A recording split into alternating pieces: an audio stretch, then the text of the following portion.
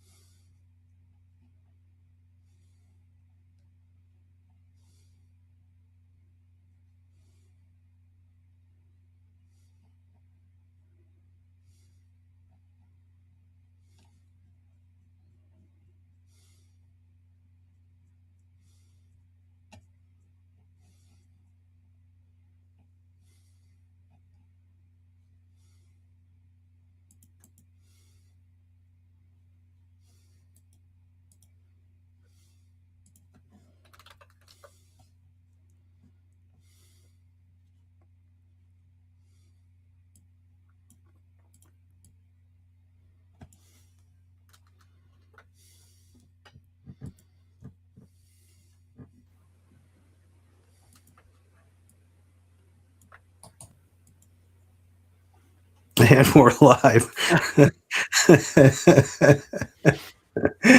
Oh, sorry. Once again, this thing is giving me issues. All right. That's what happens when you change streaming platforms all the time.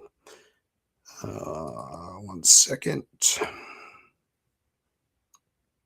All right.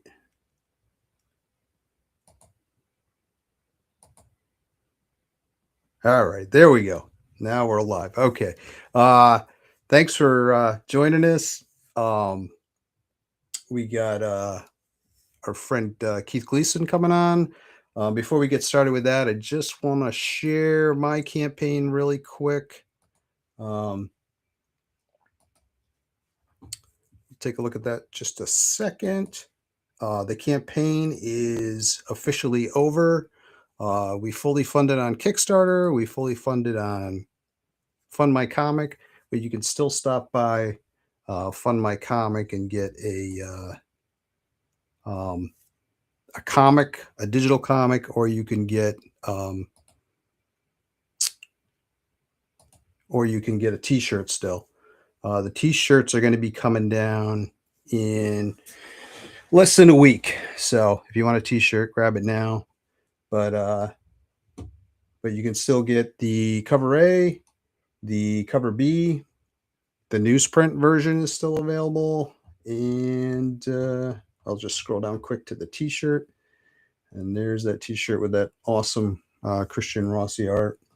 So stop over there and check that out. Link is in this description. It's also in the chat. Without further ado,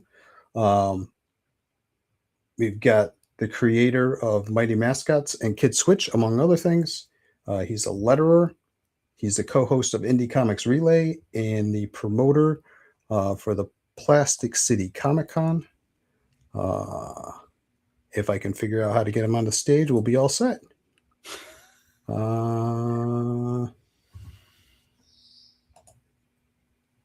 Nope.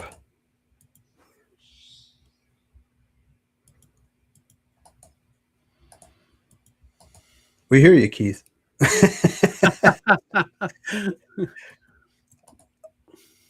Oh, there he is. all right. Well, that was painful.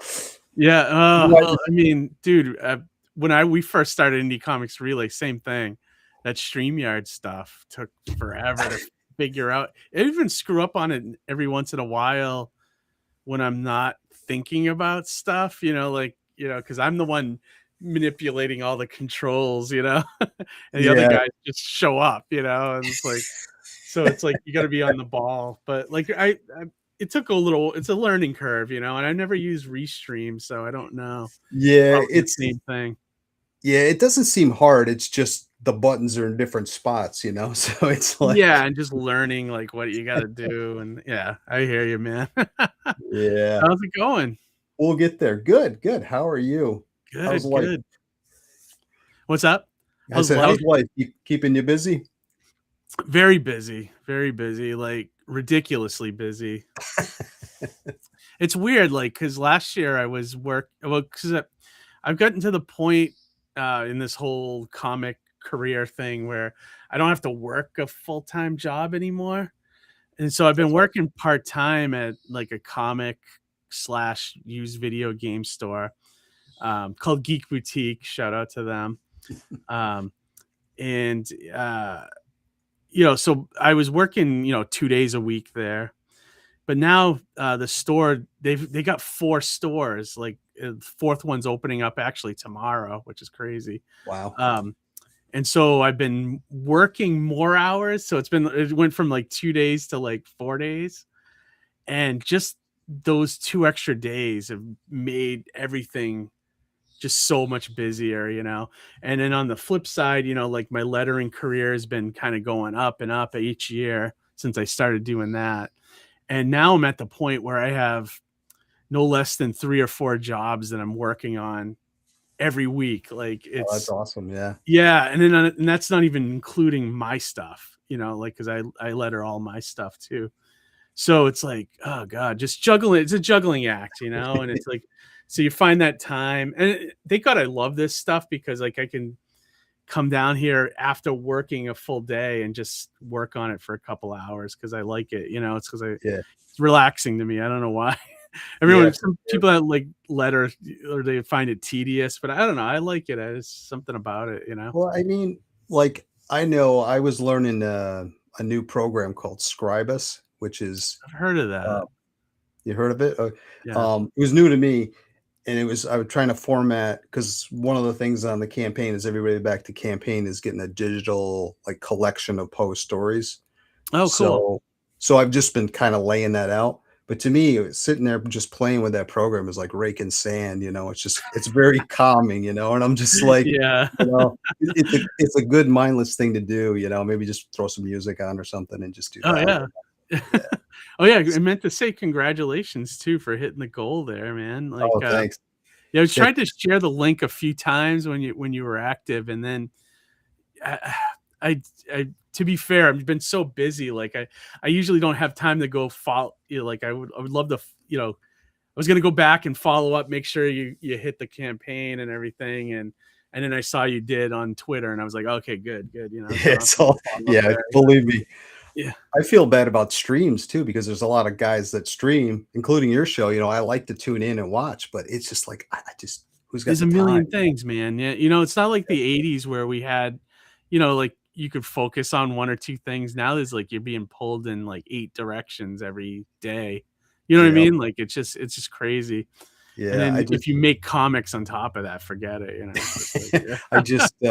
I just got done with the tax stuff, so that's okay. Yeah, that made me want to look. We're going to the accountant next week, I think, and then but I try to keep up on it. I try to do our books every month so that like when at the end of the year I can just kind of go and and have everything ready, all the totals ready for the guy and everything. So we're Yeah. kind of in and out, and he likes it. I think he charges us a little less because of the lack of work he has to do. So it's pretty nice. Maybe I but should it try also that. gives you what's that? Maybe I should try that. Yeah. Well, it's better because too, if you let more than a month go, sometimes you forget, like, oh, Yeah. what was this amount used for, or you know what I mean? If you don't have the receipt in front of you, and sometimes when you do, you're just like, what was this company again? You gotta go look and do the research. Yeah, I mean, I try to do everything through my accounts, like my Yeah, me credit too. card and everything else, so it's easier to keep track of. But I'm yeah, getting there's always something. Yeah, I'm getting better at that, but also sometimes it's like, either the money that sometimes you have to pull it out of your own pocket, and that's where it gets a little dicey. So you got to save your receipts. But I'm working towards the company to be self-sufficient and not have to dip into my personal funds. So. Right. But that's all, like, I'm sure the audience is bored to tears listening to us talking about accounting. Although, welcome to Accounting with Keith. yeah, well, I mean, I guess if you're a creator, though, that's something you should be aware of. Because, Yeah. like, I mean, a lot of creators don't even think about, like Johnny's even schooled me a little bit on, like, certain things, like stuff that you don't think about, like when you're at a show and you end up giving, copies of your books away. He has a thing in his app where he clicks on it just so he can keep track of how many copies he gave away, and he writes it off with his taxes. And it's like, man, I was never doing that until I talked to Johnny. So it's like I was probably not leaving money on the table, basically, or so. It's good. It's one of those talks. If you're going to be your own artist and your own production company, you should probably learn this stuff, even though it's boring as shit. So. There's a lot of that, unfortunately, that goes along with it. It's absolutely. That's why I could never be a stock trader, because I cannot, like, I couldn't be interested enough in it. You know what I mean? Like, I have to be sort of interested in something in order to kind of get into it, and I could never do it. Yeah, I did like the idea of making money that way, but I I couldn't, not enough to learn how to do it, Exactly. Like, how much easier our lives would be if we could learn that stuff, like it's same just thing like with Pokemon cards, like at the shop I work at, those things are out of control. Like, and I wish I was interested in it that enough that I could make some money from it. And I'm not. You couldn't interest me in a Pokemon thing to save my life, like I was like, yeah, some guys aren't there. I mean, they can do that. They can turn it on and off and be like, this is business. I got to learn about this because it's business, and that's how they make money. I mean, my nephew does, like, he sells baseball cards, and he sells Pokemon cards and stuff like that. And he bought some Disney set recently, and I think it was like a $5,000 card or something was in it. Oh, wow. Okay. So well, maybe it's that Lorcana. Is that Lorcana thing? No, it's a different set than that. But yeah, that was hot for a while there. That's the other thing too. It goes hot and cold, like new stuff. Yeah, you gotta kind of know it. Like, and I feel like that's why.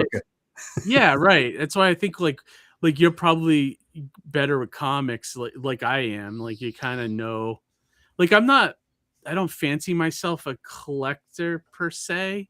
Whereas, like, I'm not like out to get like variants, and I'm not out to slab every book in my collection. But knowing trends and stuff does help. And like, I think part of learning those trends is being into it. Like, like, I mean, I knew Absolute Batman was going to be big, but I didn't know it was going to be as big as it turned into. Mm-hmm. But I knew Scott Snyder's a solid writer. I knew Nick Dragotta is an awesome artist. So I was like, this is going to be good. But I just thought it was going to be another Elseworlds thing, and it turned into this whole other thing, like that. I'm still wrapping my head around on how successful this thing was, Yeah. It's going to be, picked it up or not, but it's like, when's the last time you saw a book that's on like number 10 go into like third and fourth printings, like the number 10 issue? That isn't that insane? Like, I mean, like that. you work at a comic store, so maybe you'd have more insight into this. But my thoughts are okay. They're going to X number of printing on whatever book, but how many did they print originally? I mean, did they short print it so that they could say, "Hey, we did 5 printings," or I don't know. Well, yeah, that, and then the other thing I'm seeing too in the comic stores that's kind of just, like when you see a book that's a hit, like this new one from Image called Dork, that's like a huge book right now. But like, there's 2 or 3 guys at my shop that go for those incentive covers, and so they're ordering 25 copies of the A cover so they can get the 1 in 25 variant. So I'm like, so when they look at the sales numbers, that's not really readers. It's like one guy, you know what I mean? It's like how much is that happening across the country? Like the numbers are really skewed as far as readership. Yeah, because I mean, you do your own show, you go to shows, but you'll always find those cover A's in boxes for like $1 a piece or something. Yeah, right. Yeah, exactly. Especially if it's a book that doesn't really do anything or is canceled after issue 8 or something, Yeah. My local guy, all he sells is it's called out of print comics. So all he sells is back issues basically. And he doesn't do modern stuff. He does if he buys it, he'll buy his boxes of it.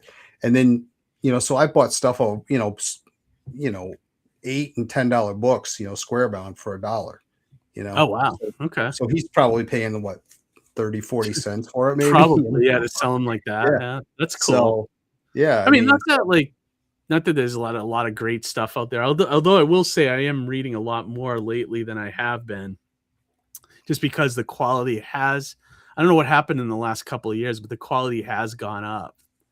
Probably right around the Absolute Batman start, around that, like it felt like companies were like, all right, let's bring good creators in.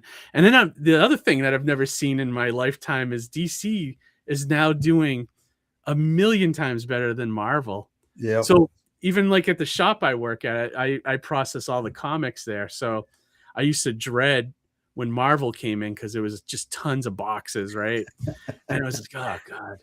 But DC was always like 1 or 2 boxes, Now it's flipped. DC is the bunch of boxes, and Marvel's like the 1 or 2 boxes. It's weird to see, because Marvel ever since I've been alive, Marvel has always been the dominant company. Now it's flipped. It's crazy. Yeah, I think like through the 80s and 90s, I think there was times where it was like, I think of it as like a boxing match where one company would right, and another one would hit it. You'd have something that was good and taken off, and then you'd have the other company would have some, like Nightfall in the 90s was huge, DC and Death of Superman and all that. But it's weird times. It's good to see though. Like if we could get like another couple of Absolute Batman type hits going, I think the comic industry would be on its path to becoming like healthy again. Yeah. I think I forgot what I was going to say. One of the things that some people talk about it, but is that the fact that these characters are being sunset, because like Batman, Superman, Wonder Woman all hit the public domain within like the next 8-9 years or something. Yeah. So I wonder if the Absolutes is their answer to kind of playing around with the trademarks a little bit, Yeah. And I think that's originally, maybe that was part of what was behind it, Oh, okay. Yeah, so they've tried that a couple times. Didn't they try that with the New 52 as well? Like they tried to there's always been a few times where both companies have tried to that stuff. They part of that, I think it was the New 52 is where they were in fights with Siegel and Schuster, the Schuster family, right? Yeah, and so they wanted everything to not look like it originally did. So I remember that. It didn't It's- work. Like, with Superman with the t-shirt and jeans. I'm like, no, Yeah, that was awful. I don't. Yeah. He's like a guy in the UFC or something. It just wasn't like gonna work, you know. Yeah. But yeah, Hey, I guess like they got to do something, right? Because a lot of those copyrights are coming up, you know. yeah. I mean, you see it with some of the things like Winnie the Pooh and Betty Yeah, Boop, right. Yeah, we Mickey don't need Mouse. Superman horror slasher movies, you know. Oh my god, dude, what is up with that? Isn't I that know a it's weird? easy, It's but like every time something goes in the public domain, there's like 8 slasher movies with the character I somehow, know. you know? It's like a 90-minute ad of why not Yeah, to have really. public domain, you know? Yeah, it's a 90-minute ad not to do anything with these characters, basically. They It's did it with insane. Popeye. I will say this though, it kind of made me. It didn't.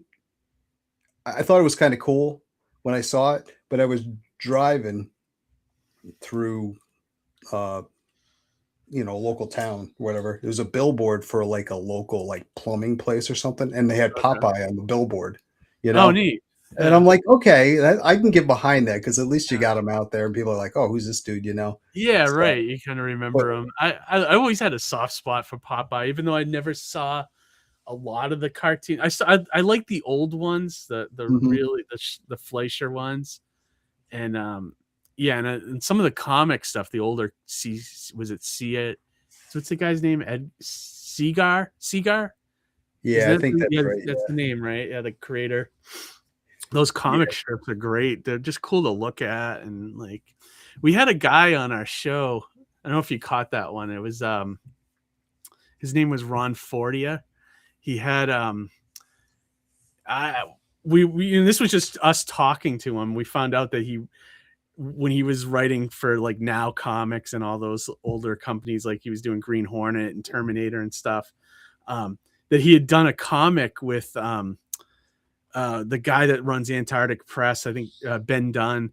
It was like the origin of Popeye, and he was like really. telling us he got free reign from King Syndicate, which I think is the one that owns Popeye, to do an origin story. So he came up with he was telling us about the whole origin, and it was like really cool. Like I was like, that's cool. I'd love to get that issue. You know, if I find it somewhere, I'll pick it up. But yeah, it's a cool I put it as an ICR bid episode, so if anyone's interested to go check it out, just search ICR and Popeye, and you'll find it. And it's fascinating, like Yeah. the idea he came up with, and it was like made total sense. I thought, so Yeah, that's a tough. That must be a tough thing to get though, is to get King Features to sign off on to something like sign that. off on that, like, but it was a different time too. It was like the '80s, so Okay, I feel like okay. things were a little looser then. Yeah, People weren't thinking of everything as IP this and IP that. you So can't have I can't have you ruining my IP. yeah, exactly. So they're probably like a very looser back then. But that was cool. So if you guys are interested, check that video. It was fascinating. Yeah. Well, usually with this show, I know at the beginning of your show, you always ask people, "Hey, how did you start out? Yeah, How right, did yeah, you get interested in comic books and blah blah blah?" So yeah, I kind of took that and just made it like a whole show, just about basically, and we can talk as little or as much as you want to talk about it, yeah, uh, absolutely. but yeah. So was it comics that first got you interested in comics, or was it cartoons, or was it? No, I think with me it was comic strips. Okay. Like that's Yeah. what I really wanted to do growing up. I was just very good at. I remember learning to draw like with Snoopy and like Garfield and things like that. And I just remember in first grade just trying to make my own comic strips and just stuff like that. And cartoons were definitely around. And then I didn't find comics until probably when I was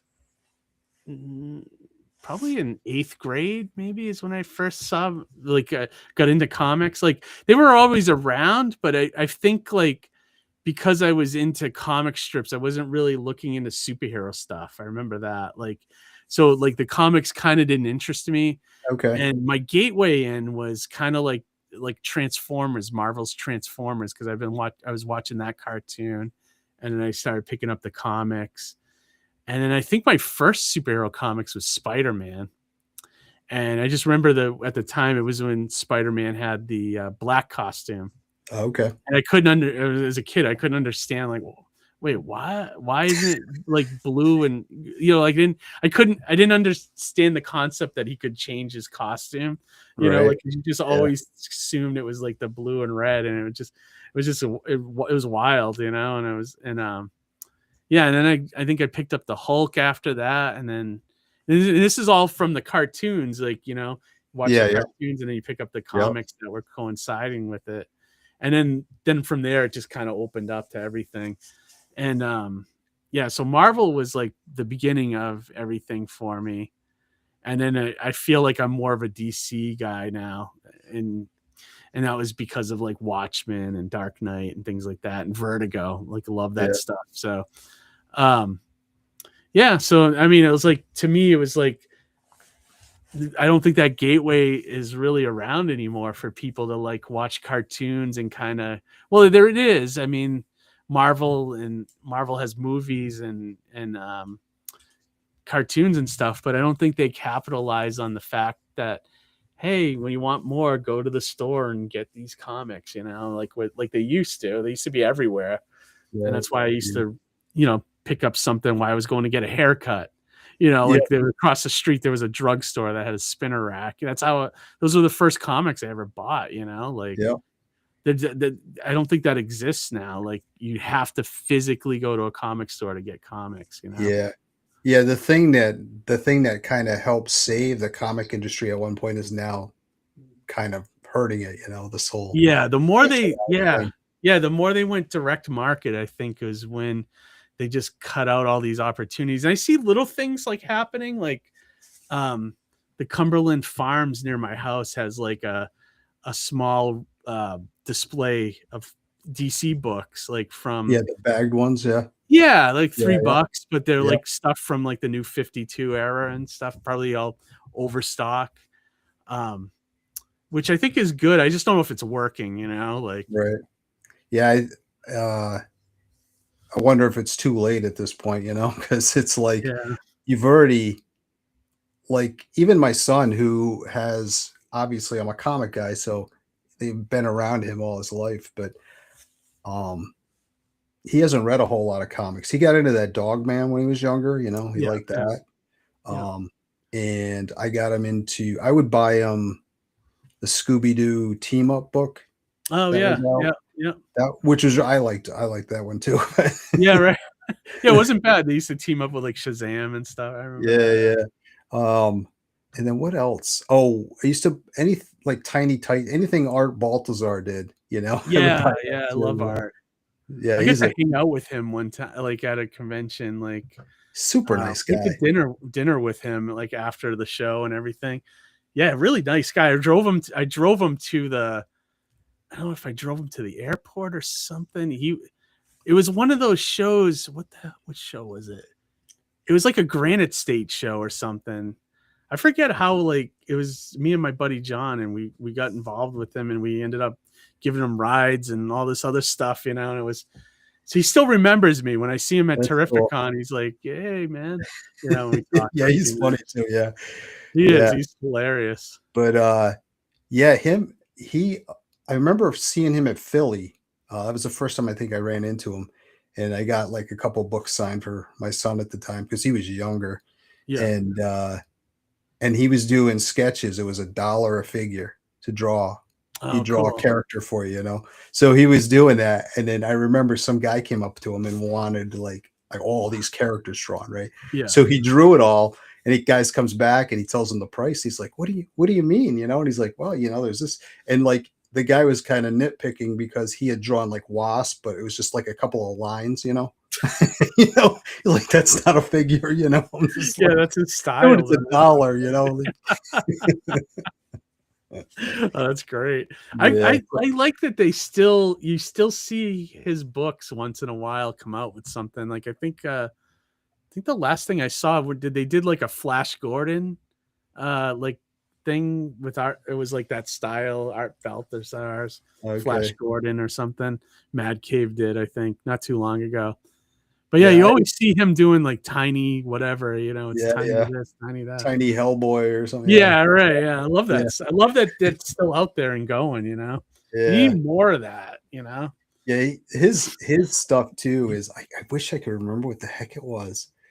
There was this one comic I saw on his table and I'm like, I gotta buy this thing. It was so bizarre. It was like, I want to say it was like this like walking stick of salami or something, It was just like, it was the silliest looking thing. Like, I'm like, I gotta get this. This is crazy. Oh, that's it was a funny book. I love it. So you mentioned comic strips. Do you remember what were the comic strips you liked at the beginning? Oh, definitely.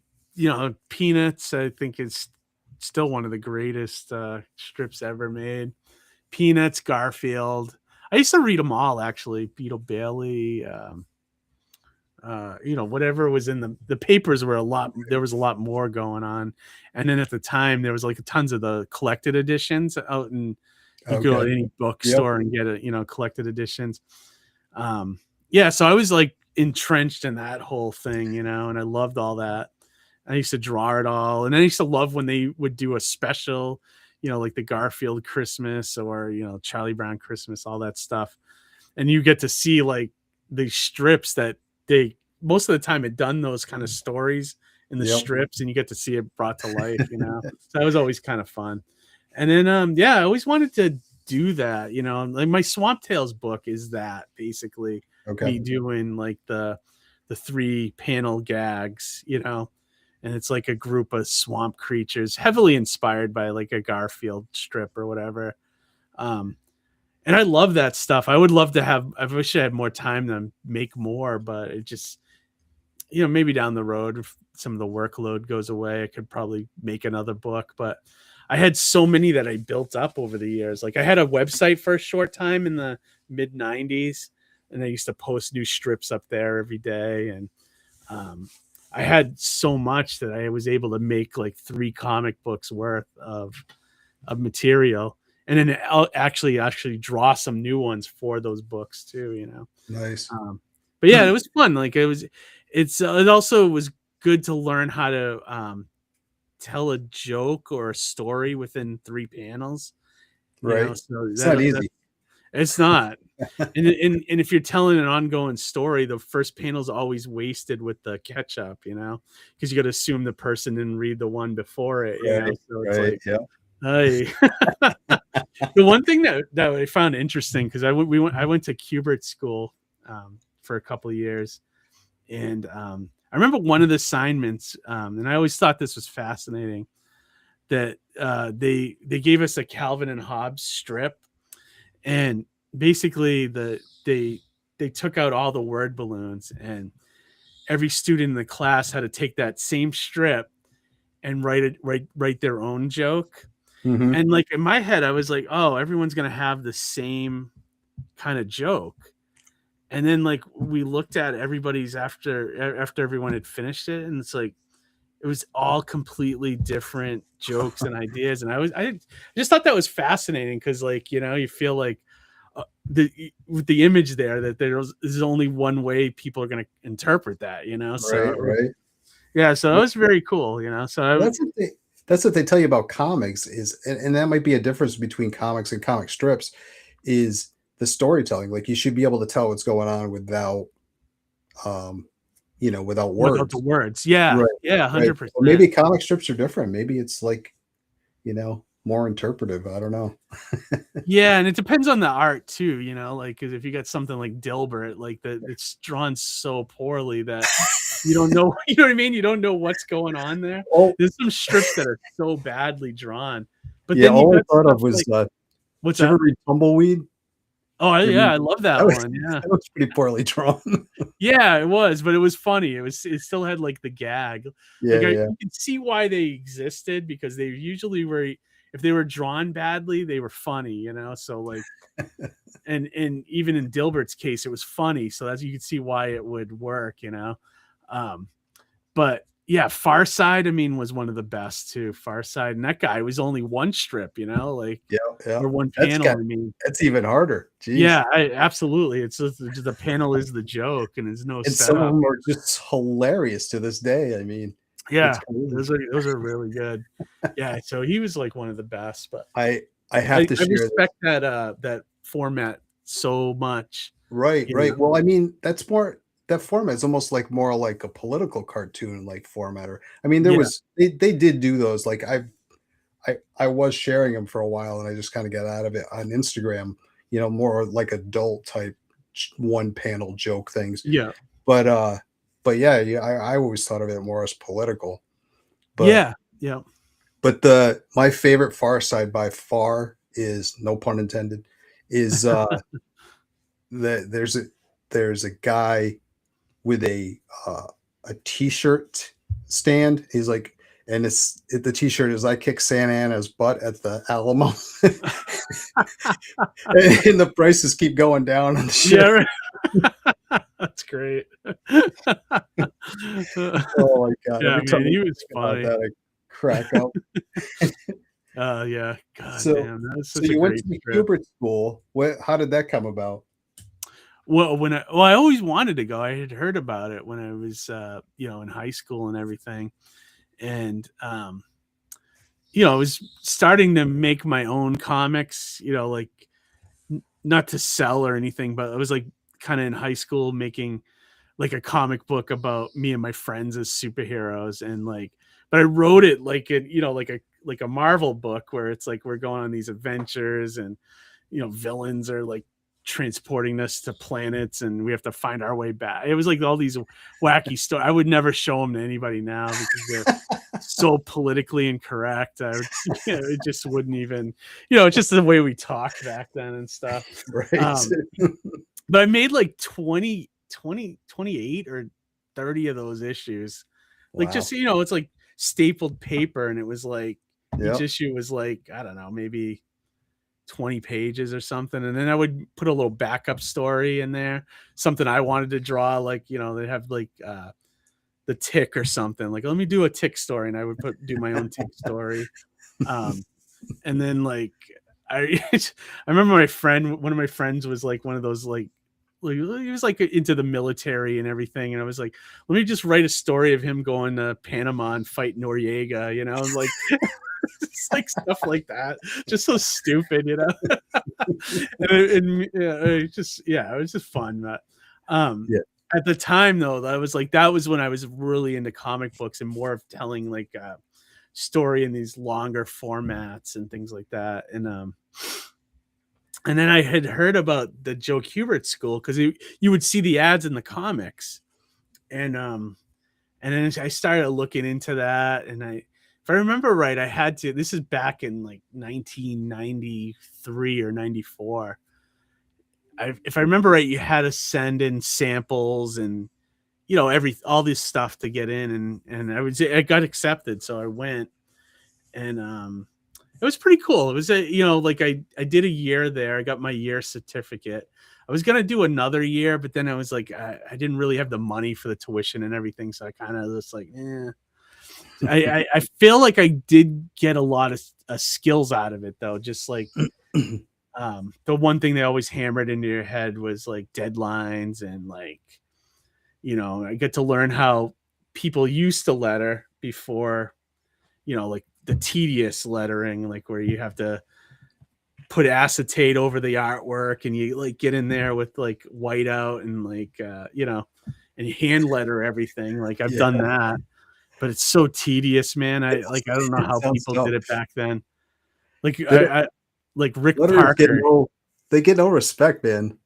They don't, man. And the amount of work that must have been, like, even to do sound effects and all that was like, work it around the art. And then it's like, it's people take for granted that stuff, Yeah. I mean, yeah, go ahead. No, but yeah, we learned other things too, like, figure drawing, intro to animation and things like that. Like, because the school had two paths. You could go comic books or learn animation. So you had those two paths you could go. I think even for a while they were doing some internships with Marvel and things like that. But you got to remember too, like when I was in school, this was the first time Marvel went into bankruptcy. This was remember around those years. Yeah. So everybody at the school was like, "What are we doing?" Like, because they were like, the comic industry's gone. Like it's gonna be gone. There was some really talented people there. My friend Gaz, who's done a couple covers for me, he's freelance out in California. He's not really doing comics, but he does his own prints. He does he takes jobs wherever he can get. He has his own Etsy store and things like that, and he'll do covers and that kind of work. But there was I'm blanking on the dude's name. Scott something. He was Damian Scott was in the next classroom over, and he was the guy. I don't see his work too much anymore, but do you remember the Batgirl series, the one with Sandra Kane, where she had the mask? Yeah, he was the artist on that for like. Yep. Yeah, I read that whole series. Yep. Yeah, so I was in school with him when that was happening. It's cool. And then there was another kid, I forget his name. He did some work with I don't know if it was on Danger Girl. It was one of those comics. He did some stuff with, So there was like a couple really talented guys there. And a lot of them that I was friends with, I lost touch with over the years, but there's a couple I still keep in touch with, Yeah. I'm sorry. I was just looking to see if I had that cover that you were talking about, but I don't. Oh, the Damian Scott one. Yeah. Yeah, I don't know what happened to him. I think he went into other things. There's a couple of guys one of the guys I went to school with that I commissioned for a Mighty Mascots cover not too long ago that works in advertising, and he does like storyboards and like things like that. So a lot of those guys went into practical jobs like that instead of comics. Yeah. He struck me when I originally saw him as more like a street artist, Yeah, he had like a graffiti kind of style to him, didn't he? But the thing I liked about it is his art was so alive. Like those action a lot of energy. And Batgirl, they have a ton of energy.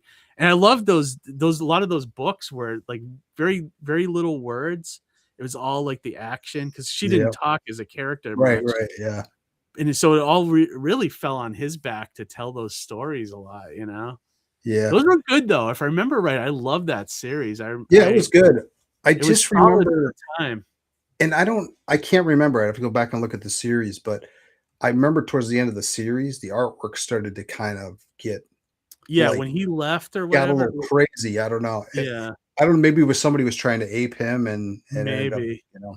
It just didn't work. Like his style was very unique. Yeah, I wonder what he did after that. I don't see him. He's got to still be doing art, I'm assuming, but he's probably just doing something else that we don't see, like storyboards or something. I remember hearing his name, not that maybe like within the last year, but I don't remember what it was in connection to. Okay. Yeah.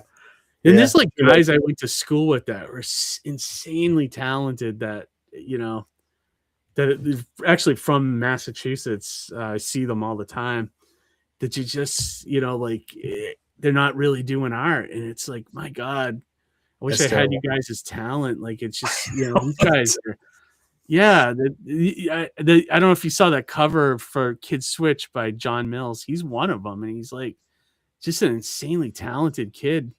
But like, he's the one with where Joey Swick's holding the glove up in the air. Okay, yeah, that's a good cover. Yeah, it's a great cover, and like the guy's an insanely talented artist, but he's just got too much family stuff going on, and like he likes to draw, but like you know what I mean. There's no purpose behind it. It's more like he just does it for fun. Like he doesn't. Right. He's not trying to do anything with it. It's too bad. It's too bad. Like, I wish I could instill that talent and take it, because like, I mean, like I said, I could draw, but it's more cartoony, very cartoony. Like, whenever I try to draw a human, it doesn't quite look right, or you know what I mean. So I don't know. I know where my strengths are. So Right. I don't know. That's what you do.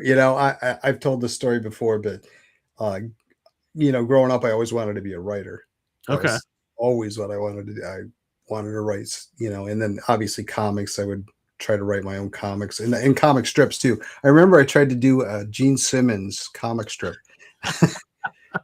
That's but my art was so horrible, I Yeah. mean, so at one point I decided like my art sucks, so I can't draw. I'm like, well, Yeah. maybe I could ink, maybe I Yeah, could do right, that. right. So I messed around with that, but of course, all I was doing is just tracing, so Yeah. I didn't really know anything about inking. And then I said, well, maybe I can be a colorist, and then I realized that I was colorblind too. So that's Oh, that's right. I so I'm forgot like, about that. Yeah. let's go back. Let's go back to writing, Yeah, right. Yeah. Sometimes But writing though is, like I never fancy myself much of a writer, but like I kind of fallen into more of that role, down the road. Like I feel like I've read so many comics at this point that I just got that format kind of down packed, yeah, it's so funny because like I'm working on this script for my next book, and it's going to be more of a story and not just kind of Okay. like an intro outro thing. Yeah. And it's horror. I'm more into horror. I can't shake the superhero stuff, Oh, like I'm still right. putting the superhero stuff in there, Well, and that's I'm the like, thing. oh, I'm a big horror fan. I love horror movies, but yeah, I don't have a horror idea. Like yeah, it's insane. Like I watched so much of it that I don't have like an idea that like, oh, that hasn't been done. You know what I mean? Like, yeah. and like, Like, yeah, it's weird. Maybe one will come to me one day, but yeah, as of right now, I have nothing. yeah, so I've just decided I'm going to embrace it, and it'll be horror. And if it's got some superhero stuff in it, then it's got some superhero stuff in it too. Yeah, why not? Whatever. People mix genres together all the time, so Yeah. why not? Yeah, I mean, like I feel like the superhero stuff too, that's kind of in my DNA. Like even Kid Switch is kind of like a superhero book at the end of the day. Yeah, everything I do is kind of like a superhero thing. I had to share this. I just got this off of eBay. Let's see if you can Hang see. on. Let me get my glasses on so I can see better. Still. Sliders. Oh, perfect. I Yeah, love that. it's a The sealed box. You were What talking about it on season? your show. Sliders. Yeah. What season is that? Was that box, or is that the entire run? It's got to be early because Yeah, because they after a while it wasn't the four of them anymore. And the girl was different, right? I do see a card with from what was it? I can't remember what company did their comic. They had a comic briefly. Yeah. I was but so yeah, mad. He was at Terrificon when Rebecca Romaine was there.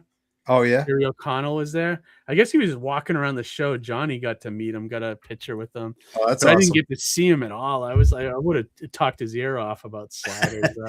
Well, actually, no, I probably would have talked about him, and he used to go on Howard Stern all the time, and it was pretty funny. Oh, really? I would have talked about that a little bit.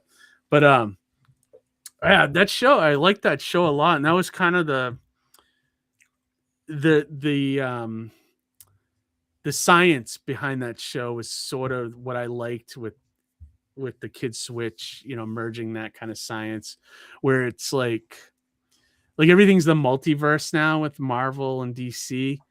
But I liked with Sliders, I liked that it was always the same. It was the same Earth, same time, but different dimension. I always liked that aspect of it, whereas I guess that's kind of the multiverse, but like, because usually like DC, it's like different Earths. Like this was like always the same Earth, and I always liked that aspect of it when I was kind of conceiving Kid Switch.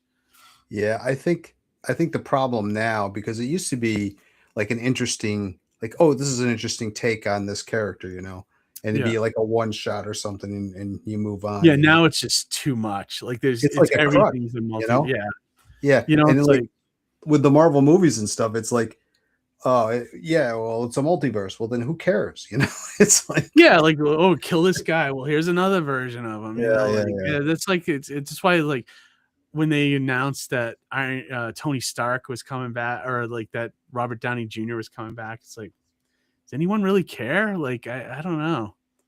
You know what I mean? Like, I I was think, I didn't I think, care at all that they yeah, I when they think the ship announced has that. sailed, you know, because they've just done so.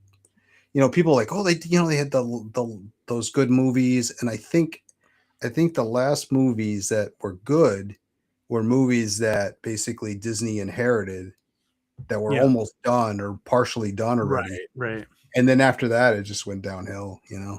I mean, Yeah, and I think they're making some strides now. Like, because I gotta admit, I was not expecting much from Thunderbolts, but I really like that movie. really? Have you seen it or no?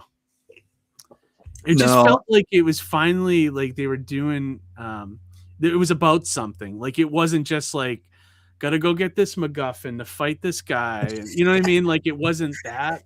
It was like about kind of like mental illness and stuff. And it was yeah, like having Sentry as their big villain just like it just fit with everything, the theme. Because you know that character was yeah, like yeah, a yeah, mental illness character. yeah. But like, yeah, really surprising. Like I was expecting it to be crap, basically. I, And then yeah. and then I liked Fantastic Four too for all the I can't stand Pedro Pascal, but he's fine in the movie. Um, but I loved all the Silver Age stuff in that, and so it was like I was kind of like coming back to Marvel's movies a little bit after those two movies. And I watched Wonder Man with my wife, and we thought that was pretty good. It was Is that different. It was like just a kind of like a Hollywood kind of thing, like just about Hollywood, basically, you know. And a TV show or a yeah, movie? it's on Disney Plus. Okay, yeah. It's more like it felt like more like an HBO prestige kind of show. So I Okay. like that they're doing some different things. So are they quite there yet? I don't think so, but we'll see. You know, we'll see with Doomsday Yeah, when it comes out. You know. the Thunderbolts, I liked them in the comics. I like the original concept of the Thunderbolts. Yeah. I thought that was an awesome idea. Great You know, idea. Yeah. to make all the villains pretend to be heroes, you know. Yeah. It was I great. mean, why didn't anybody think of that before, you know? Yeah. But And Busick wrote that really well. Like I remember like I always liked too, like how some of them were kind of like starting to get to like being a hero, and then the right, other ones yeah. were going more evil. And Yeah. he's doing a good job with like the team dynamics in that. I'd love to The get thing, like a bunch of those. I'd love to get an omnibus of that old series, you yeah. know, and just read that. I bet it's still great. And his Busick's like Astro City is phenomenal too. What a great book that is. Yeah, I never got to read that. Oh, you But never did? Oh, no. it's just like a fully realized superhero universe, but they tell stories from different perspective, almost like Marvels. Almost, okay. If you've read Marvels, Yep, it's yep. kind of like that. So except, you know, it's just I don't know, just very like very different. It's not your just typical straightforward superhero story, which I like, you know. Yeah. Yep. They're just interesting things, like, you know, very interesting like theory, like themes and stuff like that, you know. So Yeah. highly recommend if you get like a big omnibus. It's really worth reading. Yeah, I just wish I had more time to read. That's the problem Yeah, I have. yeah, I It's know. just Me too. it's so I hard. I find time in weird, you know, like sometimes in the morning before I go to work, I have a half hour. I'll just sit down and read something, or, you know, sometimes at night, you know, too. But yeah, basically trying to find that time is difficult, you know. Well, we're talking about it, so I figured I'd bring it up. Yeah, and that's the Image too. That's the John Mills did for me. Yeah, I'll see what this does because it's I well, I don't want to get into the things I don't like about Kickstarter, but Yeah, um right. I'm like I just went to search for it and you can't even search until you sign in. Like you Oh, can't use the really? search box. I'm like, that seems ridiculous, What but did I forget? What did you use for your? Did you use Fund My Comics? I originally did it on Fund My Comic, and then I did a Kickstarter. Yeah, like this is my first Kickstarter in quite a few years, and I found it easy to use. Like the software and everything was yeah, real easy. yeah, I didn't have too much problem because I had done the Fund My Comic, so I just copied and pasted mostly. Yeah. Um, but that's the cover I backed. Oh, okay, cool. It Awesome. reminded Yeah, me of the Mask of the Phantasm kind of thing. So yeah, right. yeah, Yeah, that's the new artist. I found that guy. I lettered somebody else's book, and he was the artist on that book. I was like, I really like this guy's style, and he's there we like go. from overseas. And so these pages are the first issue was done by my friend Gaz, which I talked about earlier, that I went to Kubert school with, who did these pages. And because I've had Kid Switch #1 actually done since like 2015. I used to sell it at my table, and then once the run ran out, I kind of didn't reprint it because I knew like I wasn't going to be producing #2 anytime soon. So Right. now I'm glad, like I'm going to try to finish this whole thing. It's supposed to be 4 issues total.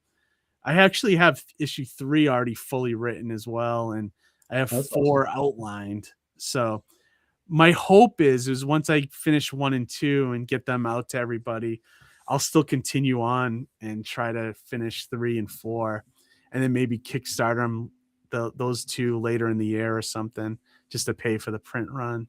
Yep. Yep. And yeah, but and then on top of, I don't even know if I mentioned this to you, but on top of all this stuff going on, I'm jumping back into the distribution game as well, like with the Filbo. I do remember seeing that. Oh, that's it. That's spoiler alert. But Yeah, Filbo, yeah.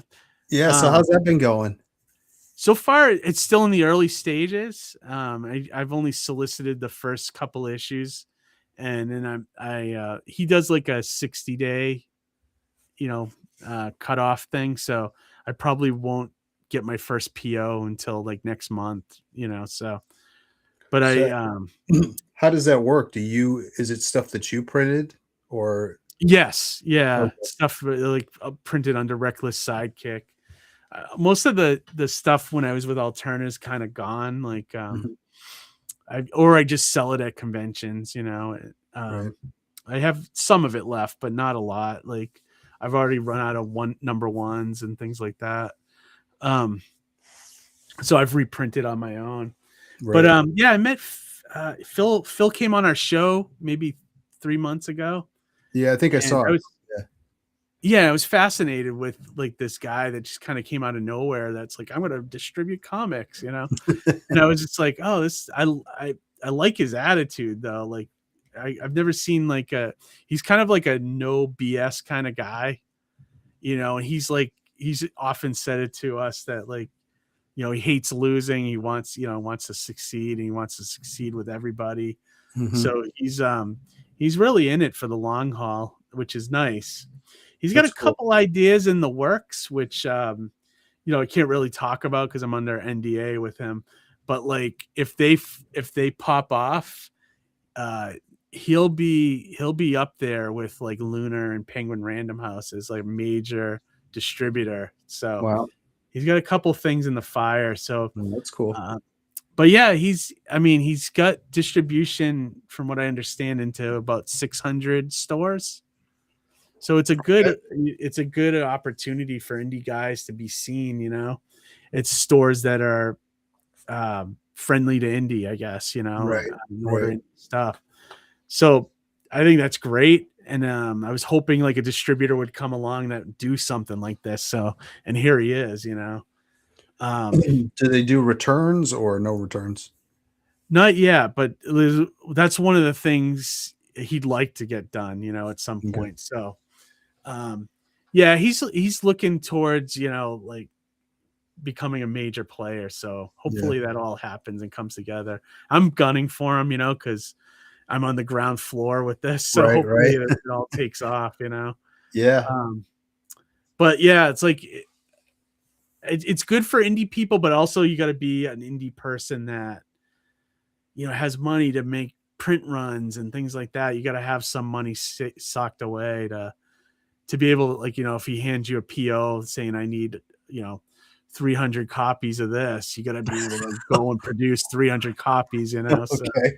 it's one of those things, so Right. it's not for everybody, but it's like, you can do it if you got a credit card or something, Right. I'm definitely interested in seeing how it goes, Yeah, I hope he's in it for the long haul, he said, but yeah, that only lasts as long as you can make ends meet, so it's just like anything. That's life, yeah, right, exactly. Well, that's the thing. Like, the biggest thing holding people back from making comics is money, Yeah. Money and time. Yep. It's funny too, because like Jim Whiting, who I've been working with a lot on this comic that I did, the other night we were talking about like the printing and stuff, and he's like, "So how much are you down on this book? How much money?" Cost, And I'm like, I don't really know. Which is probably not good, right? But Yeah, I'm like, I mean, I have the numbers. I can go look at them, yeah, right. You haven't added it up. Yeah, I mean, my goal at the beginning was to break even. If I can break even, I'll be happy, But It's and then tough, I'm thinking, though, man. what's that? I said it's tough, man. Yeah. Like, I'm like you. I'm kind of like, I'm kind of aware of some of the costs, but I'm like, am I making that bad? I don't know. I try to, but like it's the artwork is the major. I mean, on this book, I mean, that was 90% of the cost. Well, besides printing, but I mean, make it is the art, and and the covers. It's just and I was not planning on doing more than one cover originally. Then I ended up doing two covers, and then I had three covers out of that game too, like, because like the variant covers, like, it kind of kills you after a while, because it's like, there's so many different, you have to go through different printings to get that done, and plate changes and all that crap. I don't know. Yeah, I'm like rethinking some things. Although right now Kickstarter is like, there's some major stuff going on. Everybody's doing Kickstarter now. There's tons of stuff. Tons of projects on there that I'm like, oh God, I wish I had the money for this. And yeah, I've been spending more than I have been too, because I'm trying not to. But I think I'm gonna pull the trigger on that. You see Steve Bissett put out like there's still 20 days left on the. It's gonna be like remember that comic he did in the 80s, I think, with the dinosaur? It was called like Tyrant. Yeah, that book? Yeah, they're doing like a nice edition of all those issues, and I'm like, man, I think I'm gonna get that, because it sounds weird, but even as a kid, I was never really into dinosaurs all that much, Me either. But that story it was like, the artwork was amazing, if I remember right. I think I have one of the issues from that that I picked up, and I think I just kind of looked through it and stuff. I mean, his art's actually Steve Bissett. He used to do because he did Swamp Thing, right? Yeah. I actually have a picture of Swamp Thing that he drew for me. Yeah, he used to do the conventions. I was kind of low key reaching out to a guy that I know knows him, and I was like, "Hey, I'm waiting for an answer." I was like, "Hey, does Steve still do conventions?" Because I'd love to have him down at Plastic City. Those old Swamp Thing issues are unbelievable. Like, some of my favorite comics. I'm so happy too. Did you see that? It hasn't come out. I think it's coming out this month or next month. But they're finally putting Rick Veitch's final Swamp Thing story out. The 4 issues. Do you remember? Do you remember he got DC refused to print it because it was like that storyline where the Swamp Thing ends up being like the cross that Jesus gets right. Yep.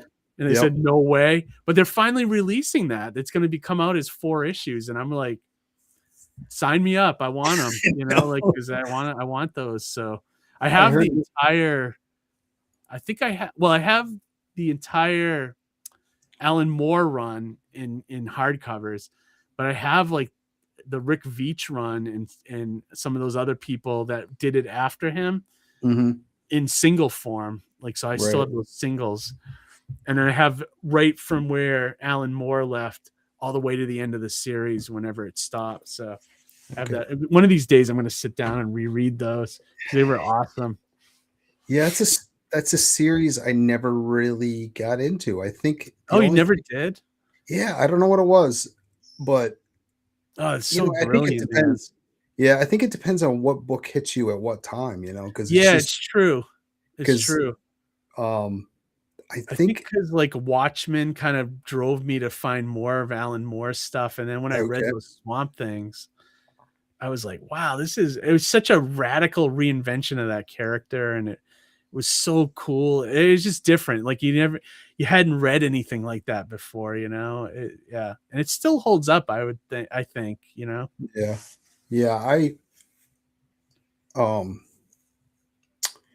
I remember seeing it. I think maybe at the time I was really into superheroes, and that just seeed a little weird. He was off the beaten path. Yeah, it was kind of not really a superhero book anymore. Although they would have things like I think the Justice League showed up in an issue. There was issues where he went to Gotham and Batman was, so they were around, but it wasn't really a superhero book. Right.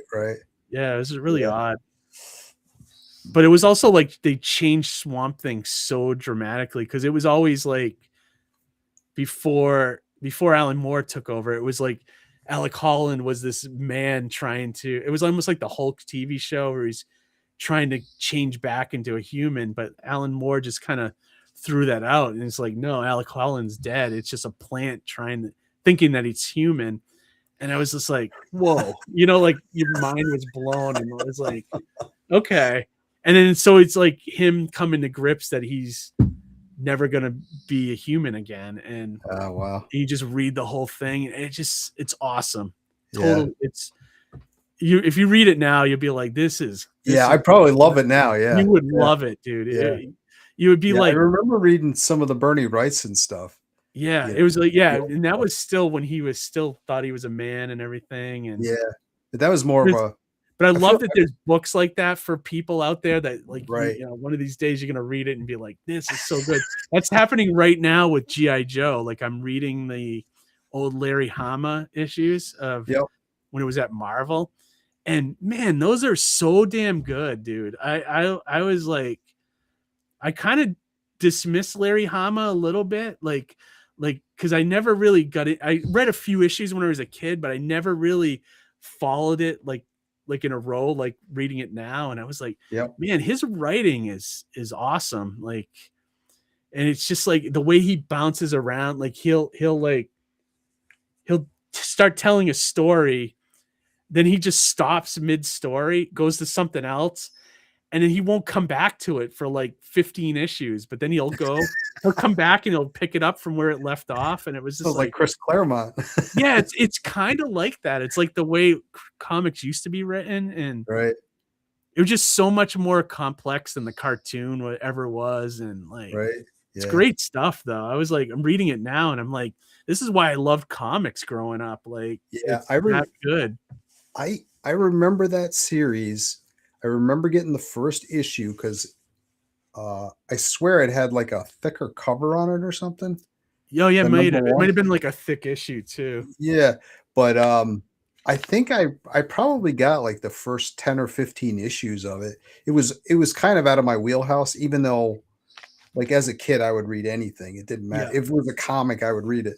But my brother at the time was at the age where he was getting like all the G.I. Joe toys and stuff like that, and then he ended up getting the Teenage Mutant Ninja Turtle stuff. Both of those things just went by me because I was too old for them. You were too old at the time. But the G.I. Joe stuff, I mean, because as a kid I had the 12-inch G.I. Joes, so so I still had a connection to it, and but I do remember the ones that I read of that series were really good, Yeah, so. And they still hold up really well. Like he wrote them like very kind of, I don't want to say seriously, but he wrote it like, he's using military terms, and like he would like put a little caption box letting you know what that term meant, and like, Yep. Okay. Yeah. you know, like really right. getting in, and like the stuff he was writing about, it was just like, this is crazy. It's good though, very good. Like, and I love that I have a book like this that I can relive again. You know, like Right.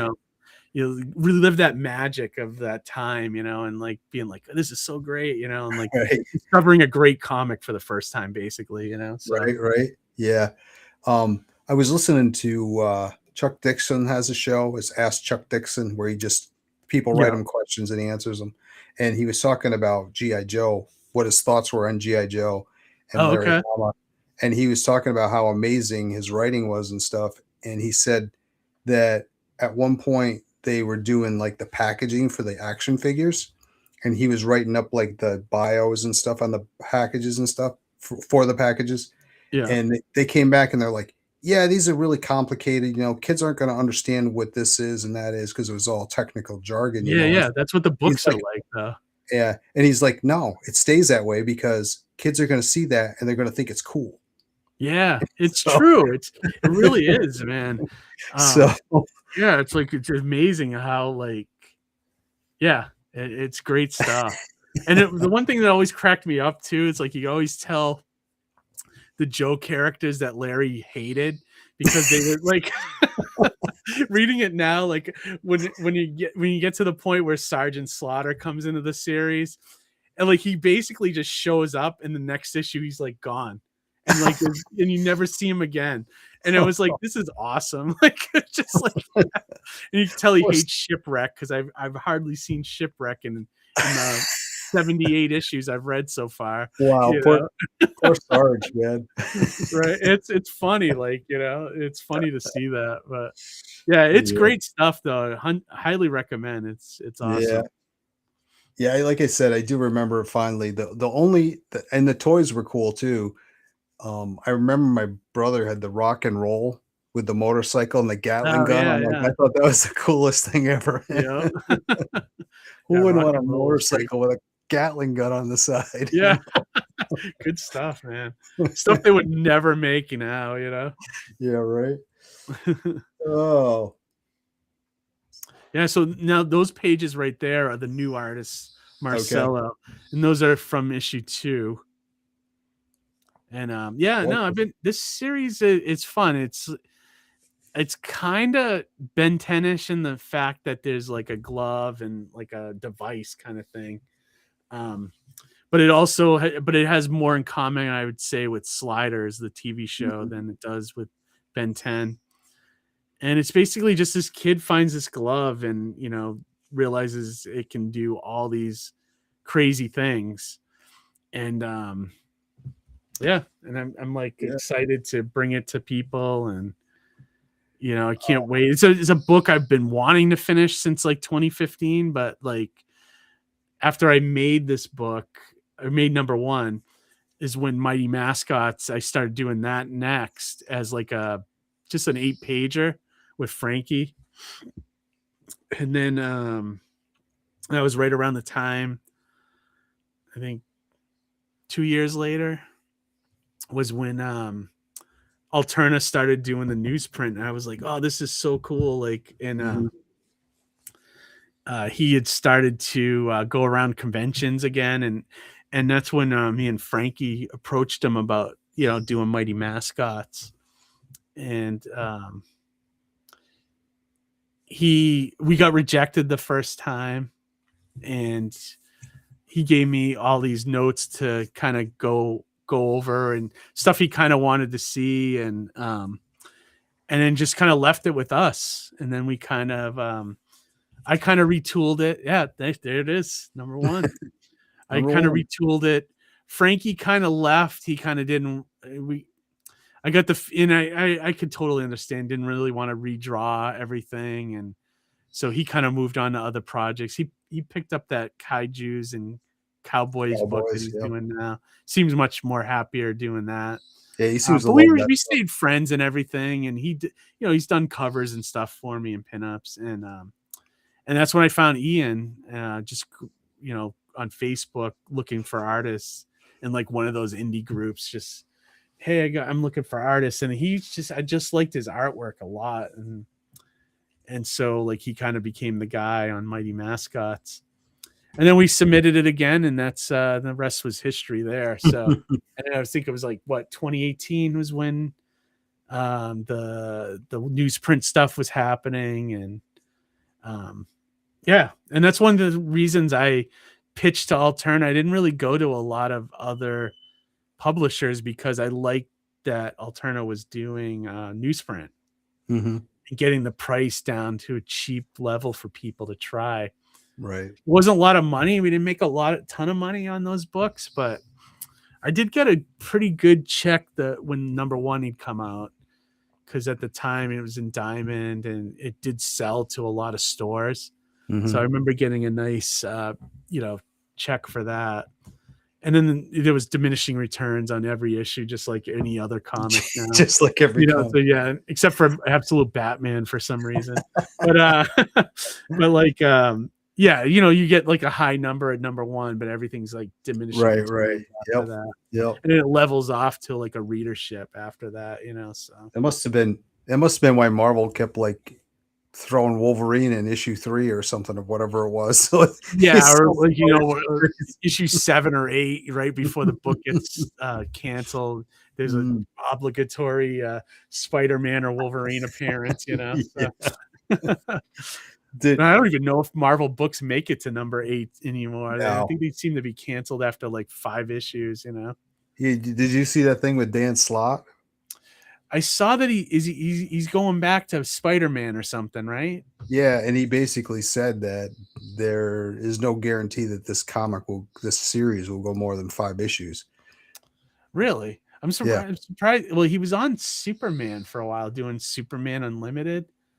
I read a couple of those. They seemed all right. Like, I mean, when he writes superhero stuff and just does that and entertains, it's actually not bad. But yeah, I don't know. Going back to doing Brand New Day again just seems like stupid to me. Like, and it seems like a cash grab. It's the one thing. That's why Marvel's losing to DC right now.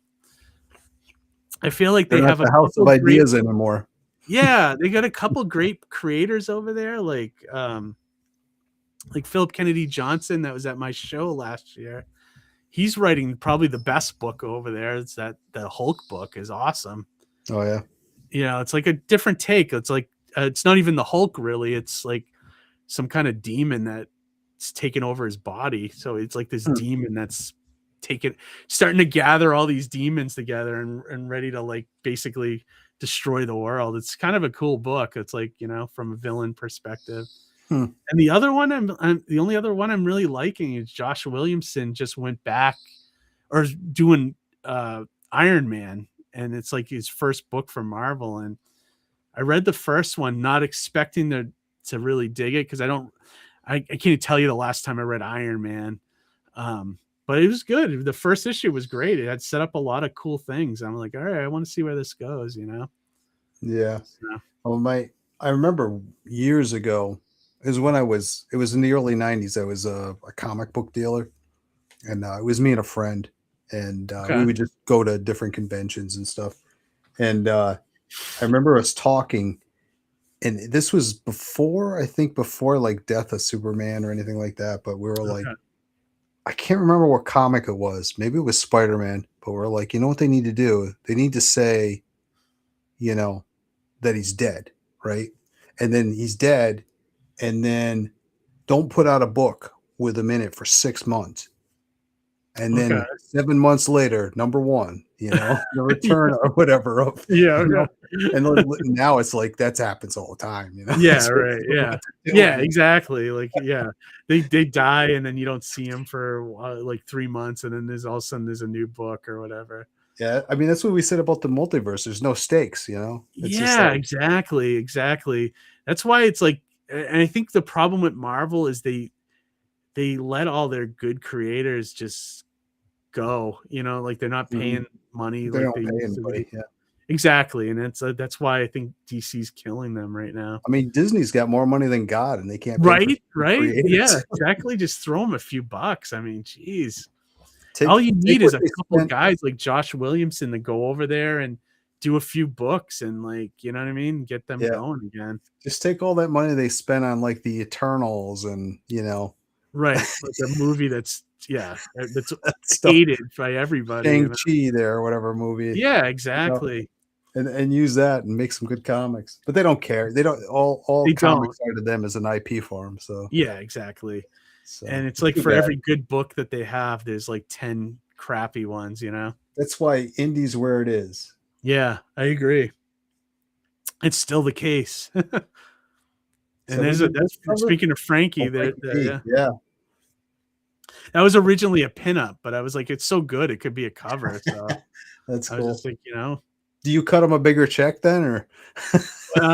No, I just reused the image and like, it's like, I imagine if I was a bigger company or entity, I would try to throw them a few bucks, but yeah, I'll have to talk to you offline about like the ebbs and flows of the cost of my book. It's just it's interesting.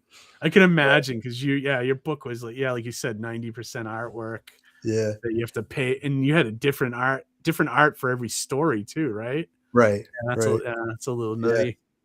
I imagine but that. I mean, it's basically a pinup for every story, So yeah.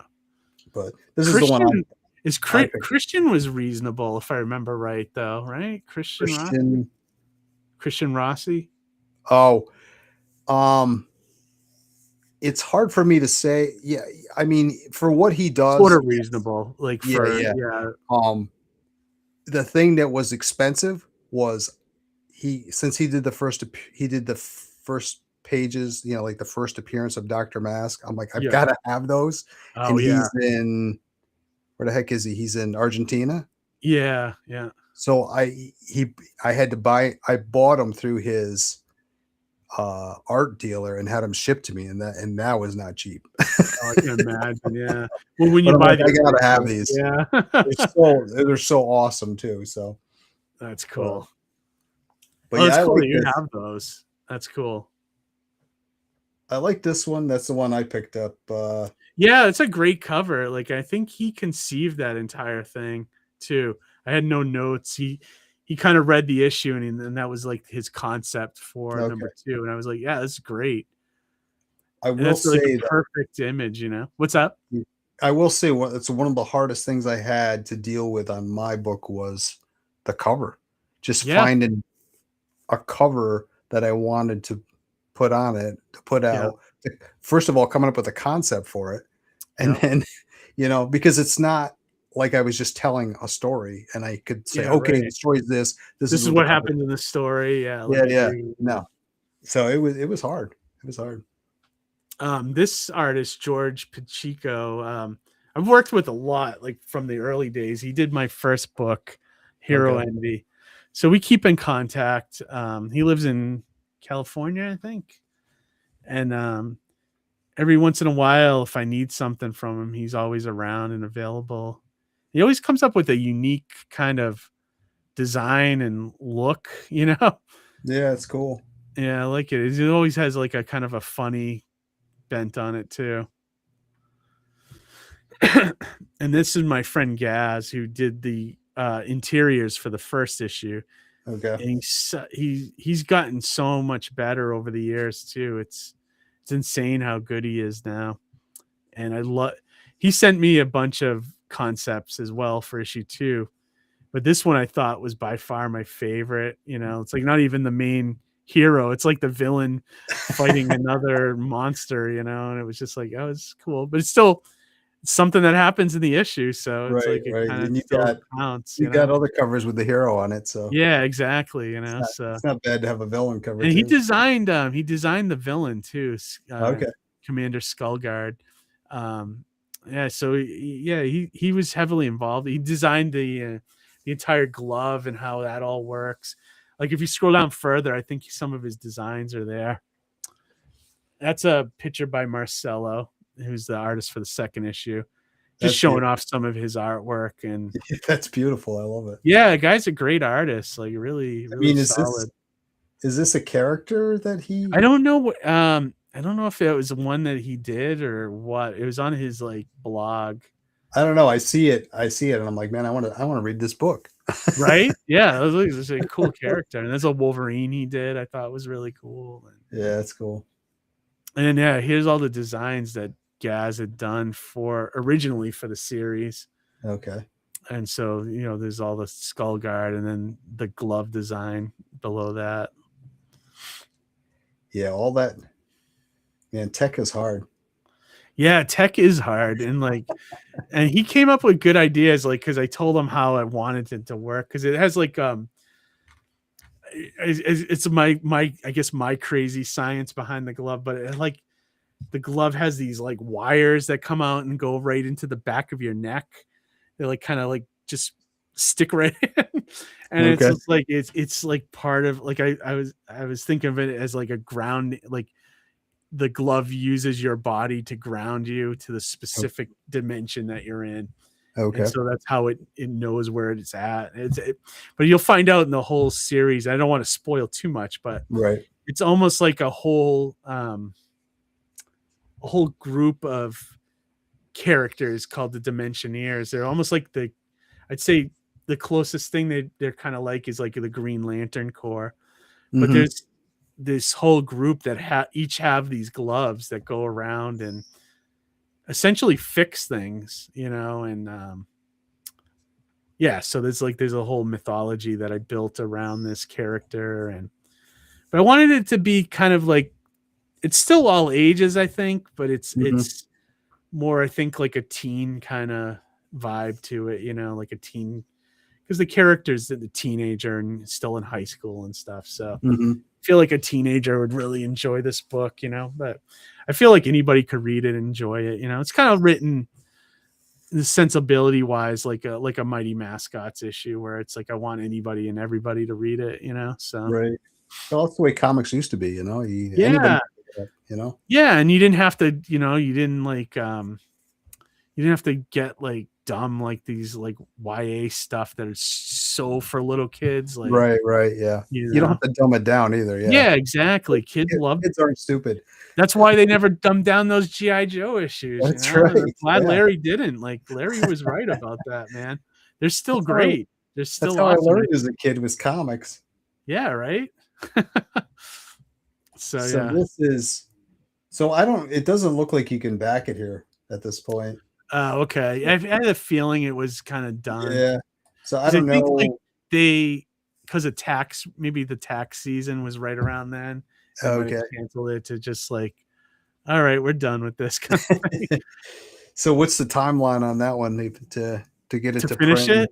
it? Yeah. We have about issue 1's completely done. All the covers are done. Issue 2, I have 18 pages. I think it's going to be a total of 22 or 23. So we're almost there. Okay. 18 pages completely drawn, colored. I have about 15 pages lettered. So I got to catch up to the artists. But I'd say maybe another month or two, we should be able to go to press finally. I forget what I put as the deadline there. I think I said March or April. So we're already kind of behind the 8 ball a little bit. But I'm hoping I'll only be a couple months late versus, Yeah, I hear you. I mean, I'm going to be later than I wanted to be too. I wanted it done. I wanted to be fulfilled by the end of this month, and me too. I always want to deliver early, but sometimes it just doesn't happen. It's just because it takes longer for stuff, or you run into obstacles that you can't control, and Yeah, I think in my haste, because since I've been working on this, it's going on a year and a half now, but I had been working on it for almost a year, and I had done the and I wanted to get the Fund My Comic going. I didn't give it enough time from when I put it on there until I actually started it, So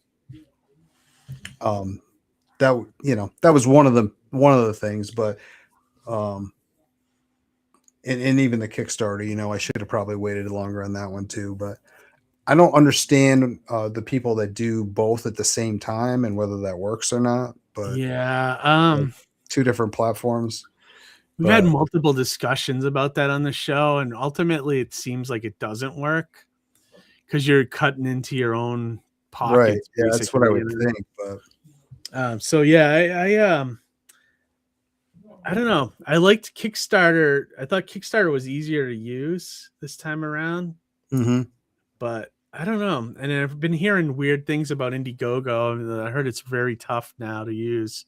So Yeah, I don't know it's what I'm gonna do down the road. I might even just try to fund it myself or do small Kickstarters or something, you know. yeah. You get. I mean, try Fund My Comic. I mean, it's like Yeah, I might try them. I Did think you it's a you have 1% fee, that's so not it's bad a actually. So you lower give them fee. more, but the And the visibility only is a lot less though, isn't it? Like you don't what's that visibility? Well, I mean, it's yeah. up to you. It's up to because I can tell you this, right? This, and I talked to when I did the closeout, I did a video on what went well, what didn't go well, kind Yeah. of thing, and the difference between Kickstarter and Fund My Comic. And Fund My Comic, like if I post something on Twitter and tagged them in it, they're retweeting it, they're talking about it, they're Oh, doing. okay. That's pretty cool. I I did it like maybe like 5 or 6 times with Kickstarter, and it's like crickets. You get Yeah, nothing. they They don't do help. nothing for you. Yeah, they do nothing. So But the the other different thing, sometimes people discover you on Kickstarter, but that's I don't know. I don't think that's really the case yeah, either. I don't know. I mean, yeah, I'd have to go look back and look at my numbers, but I The mean, I didn't. projects we love thing I don't think matters in the grand scheme either. Yeah, I didn't sell a lot on there. I sold what about a third of what I sold on Fund My Comic on Kickstarter. Okay. But Did you but make I mean, enough to at least they're very customer service oriented. Like if you have a problem, like recently, Graham Nolan just launched his newest book on Fund My Comic. He went to start his stream to start the campaign, and the campaign wasn't launching. And Oh, okay. he sent a message to Luke Stone, who's the guy that runs Fund My Comic, Yeah. and then within minutes, it was taken care of. Now, if that happened to Kickstarter, he'd still be waiting. Like Yeah, right. days Yeah, later. I don't think I've ever re, uh re had any interaction with Luke Stone. I know he's liked some of my stuff on Twitter and um I think if I might have mentioned Fund My Comics once or twice, and he might have. I think he responded saying, "Oh, you should come over and check it out." Things like that. Seemed like a Yeah, nice guy. Seemed like you. yeah. I may do a campaign on there down the road. I don't know. We'll see. There's Yeah. so many I mean, things it's not happening. going to hurt. It's not going to hurt. And the other thing is, the only negative thing I could say about it is, um, the shipping on it's kind of wonky. Um, Okay. so if you and there's ways around it, but if you say you have 4 covers, right? And if Okay. somebody goes in and picks 2 covers, Okay. they got to pay twice the shipping. You know, Oh, okay. So they didn't really adjust that at all. I gotcha. yeah. Yeah, it's a So little wonky. So instead of so like adding a buck, right, they add like another $6 or whatever. yeah. Yeah, that's a So little wonky. so what I did when I set up mine is I tried to come up with as many like packages as I could think of, right? So Yeah. you can get these 3 covers for this, and these everything Right. for So just this. do And one price. yeah, Yeah, that yeah. makes sense. Um, and for the most part, that worked out. Is he And working on fixing that? Because that could be kind of yeah, detrimental. I think it's one of the I think that's like the major next thing that they want to take care of. But the Okay. other cool thing about the site too, I just thought of too, is that you go say I see your campaign and I go and I pick up your book. It adds it to Yeah. my basket. I can go to somebody else's campaign and pick up their book and add it to the basket and do all Oh, that okay. So it's and like a then check out. shopping. Oh, that's cool. You can back like 5 campaigns in one transaction. That's pretty cool. I like that Yeah, actually. That's a very yeah. cool. Huh. Yeah, So because you can't do that on Kickstarter. You can do an add-on, but that's it. yeah, yeah. Huh. Oh, I like that. So it's pretty cool. But if you're interested at any point, let me know and I can because my plan, like I find it so like a no-brainer at this point because I'm doing my next thing I'm working on is a card game Yeah. And I wasn't planning on kickstarting it or doing any crowdfunding at all. But I'm like, what the heck? I'll throw it out there. It's Yeah. not going to hurt me, Right. and I'll Right. see what happens. I can promote it and whatever. And if I sell them, because my plan was I was going to just make them and then sell them locally and stuff, or at shows, whatever. Yeah. But I'm like, why not? Why not try Yeah, it? It's try not going it, to hurt man. me. Yeah, why You not? know? People Yeah. put so many different things on there. It's like, why not? Why not try Yeah. it? But you can also, like, right now my campaign is in storefront mode. So Okay. so what I did is I pared it down to just books and a t-shirt. Yeah, And but you can still then sell on there like the right, Indiegogo in right, you demand. just send a link and somebody can The in go to that. demand is great. I mean, Indiegogo, when that was before these guys took over and kind of wrecked it, but the in demand thing was great, man. I Yeah. would say the mascot campaigns I did on there, I'd say 1/3 of the final profit was from in demand. Yeah. You know what I mean? Most of it was like, funded during the time period, but you would get a lot after, because I think the one thing that Indiegogo had is that your campaign always looked live. Like when Right. you went Right. and looked Yeah. through a whole listing of everything, it was still there with everything else that was live, Yeah. And a Kickstarter doesn't, when you look at it, it doesn't look like your campaign's live after it's ended, like they still haven't figured that out. Yeah, I had late pledges turned on, but I think we kind of talked about this, but I think, like, I haven't got my money from Kickstarter yet, so I think they give you your money, and then I don't know They when these. do. They wait until you, I think, when you once you close your campaign or whatever, Yeah, so I'm like, why would I I think do they that? did What? pay me though. I think they paid me because it was a new tax year. So I think I got paid for mine right around, January or whatever. And then they might have closed out my campaign at that point too. Just because they didn't, it's almost like closing out. Like, we don't want you to make any more money for this year, Right. unless it's from something new, They're still making money. I don't understand the problem, Yeah, right. Yeah, whatever. But anyways, let's just talk about this. This is your website. yeah, it's my and website. Yeah, you can find all this out. cool stuff. There's like blurbs on all my different books that I've done over the years. It's And like there's like a one-man like, anthology called okay. Reckless Chronicles. That's where Mighty Mascots kind of started.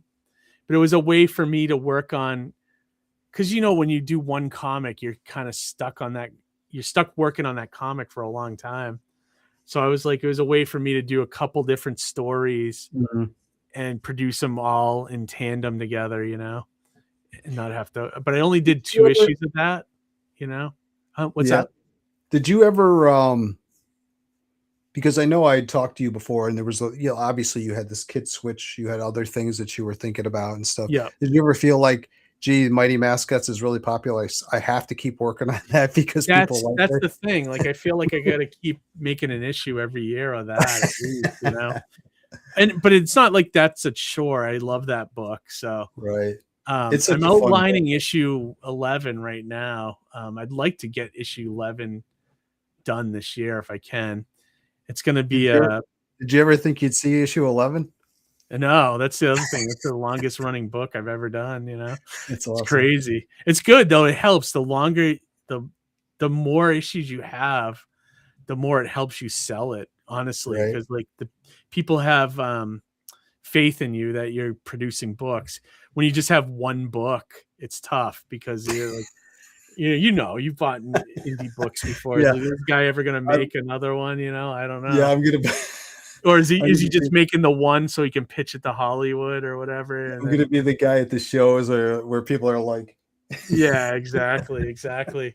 But I am outlining issue 11 right now, and I got to sit down and write it now. I have the whole story. It's going to be like a kind of Boxer Bear heavy, like solo issue.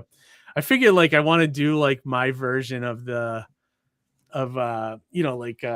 Superman versus Muhammad Ali or something like that, that's awesome. like, which would be cool. Like, have this fight going on with Boxer Bear. It's like this ultimate battle or whatever. but at the same time, you're gonna get like little bits of of his past and like how you find out that how he was created and things like that. So it's gonna be kind of a fun issue. That's cool. And then I'll have like Brewster likes in his him. corner as his Mickey, and like that kind of thing. Get Yeah. up, Boxer, get up. Yeah, my son likes Boxer. I mean, I like them all, but for some reason, I love Brewster McPunch, man. That's why. For some reason, they're the most unlikely friends. Like I don't know why they just work together. I don't know. Yeah, I do like writing his like quips and stuff. I think he's a fun character. It's I would love to just hook up with an animation company or something one of these days and produce like a 5-minute short or something. I think it would be cool. Well, there's AI now. Yeah, I don't know if I want to go that route. It's still a little too volatile with the comics community. Yeah, it is. I don't think they'll ever accept it. Like I saw that. Do you know Chris from Hero Shack? Hero Shack?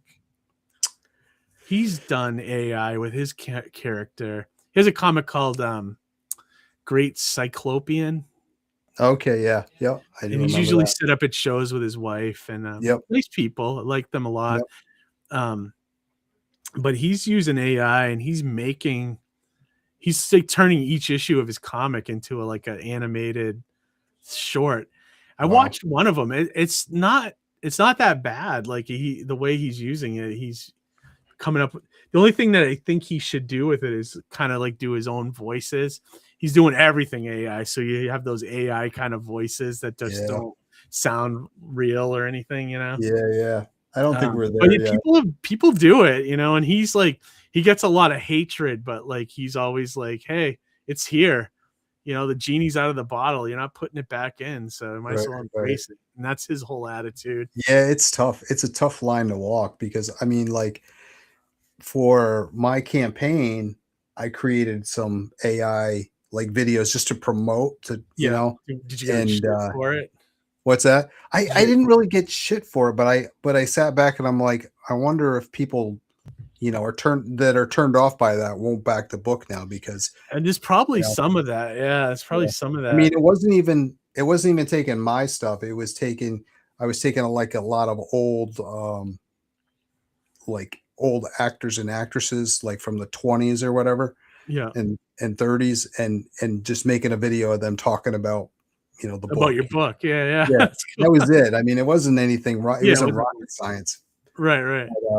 But I thought weird about it, man. Like even like but then you see like on Instagram, like you look at your most watched video or your most watched whatever or seen, and it's like it was always some AI thing that I did, But are those people are those people just looking, or are they going to actually go and back it? It's just, that's interesting. Because I made this one with the Dr. Mass symbol, and it was just the symbol turning, and then as it turned, blood dripped down, and it looked really cool. So I'm like, okay, and that was like my top scene really? I'll thing. take a look at these on your Instagram.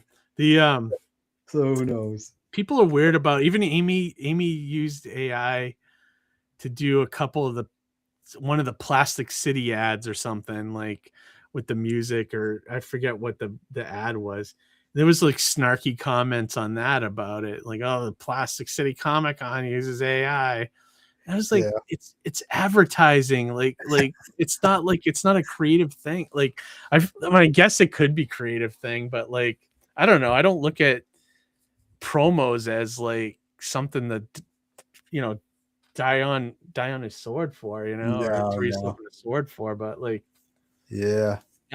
people are really so I've been kind of avoiding AI and stuff. I know Johnny's done a little bit with it, like the I think he animated some of his little things, but he's kind of staying hands off too.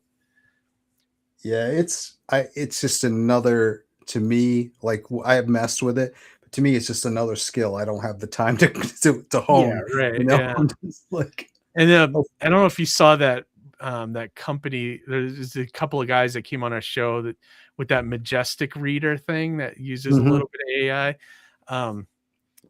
I don't know. I mean, that software looked kind of impressive, but I don't know if they're gonna. I don't know if I don't think the community is gonna embrace it. I mean, Right, if right. I had to guess, how many comic creators are actually like using AI or openly using AI? It's probably less than 2% of the whole Yeah. community. You know, I mean, just the amount of hate I see for it is like Yeah, astounding.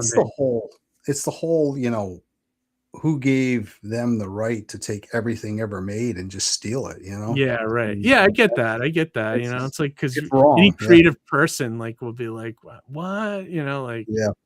Yeah. I do find it helpful in other ways though. Like AI, like is great for research. Right. You know, like Yeah. when I need to find something out for a story or whatever. Hey, tell me I about this. You know, and then you I kind of like take that and you're like, oh, okay. I You do know, double check. I find like if you have them draw a picture, it's not, no, I'm it's like, that horrible. doesn't look Yeah, it's right. terrible. You know, I hate to say it, the best AI that I've run into is actually Grok. Like Yeah. Yeah. I get a lot of use. I don't use Chat GPT anymore. I just if Grok doesn't have it, then I don't have it. You know, like I just just don't even Yeah. bother. My Yeah. next step is go It's to like, I gotta go Google. to Google. Yeah, exactly. So yeah, but that's how I use it. Like if I need to Yeah. know, hey, what you know what planet does this or whatever you need in your research. Yeah. Like Well, a lot of the stuff I'm doing is based in like the, you know, 1800s, So I'm like even just a name, I'm like, okay, what are the top 20 most popular first names for guys there in you the go. Yeah, stuff like 1800s, that. Like even like yeah, that's what it's good for. Like helping you with name. Give me a list of names of add this, element to it and this and that. And that help. That's very helpful. I think Yeah. I'm horrible at names, so like sometimes that really helps me. Like It's it's funny. I haven't really talked about this, but the way I write for a while, I've been like, I'm not doing this right. I'm like, I gotta sit, people are like, you need to sit down, you need to outline and all this other stuff. yeah, I'm like, okay, this is, and I was watching an interview with Ray Bradbury, and he basically, you remember in the 70s, they had those signs people would have that said think, yeah, yeah, yeah, just said think. And I thought that was cool because Steve Ditko had a sign that said think, yeah, so, yeah, yeah, but Ray Bradbury had a sign that said don't think. yeah. And Nice. and the way his process was, on Monday, I write a short story.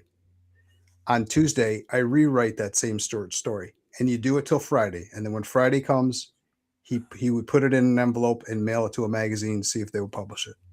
Oh So we wow. just keep So that was rewriting, like his 5 drafts, right? basically. And he wouldn't like plan it out. He would just sit down. He thought that if you spent too much time thinking about it, Yeah. the creativity It wouldn't flow kills it. out. Oh, And interesting. that's kind of how I do it. I sit Yeah. down, I write. I mean, I have stuff in my It's head like that I almost like want a to do, stream of consciousness thing. right? And I just Huh. let it go. And then I go back and like, okay, this sucks or this is good Oh, or whatever, interesting. Yeah. I find But with outlining, it's more me knowing all the beats of the story. And once I know that, I can kind of just go on, not on autopilot, but like I can let the characters talk, and like in my head, and yeah, like, and then you kind of like the outline gives me that path that I know where it's going.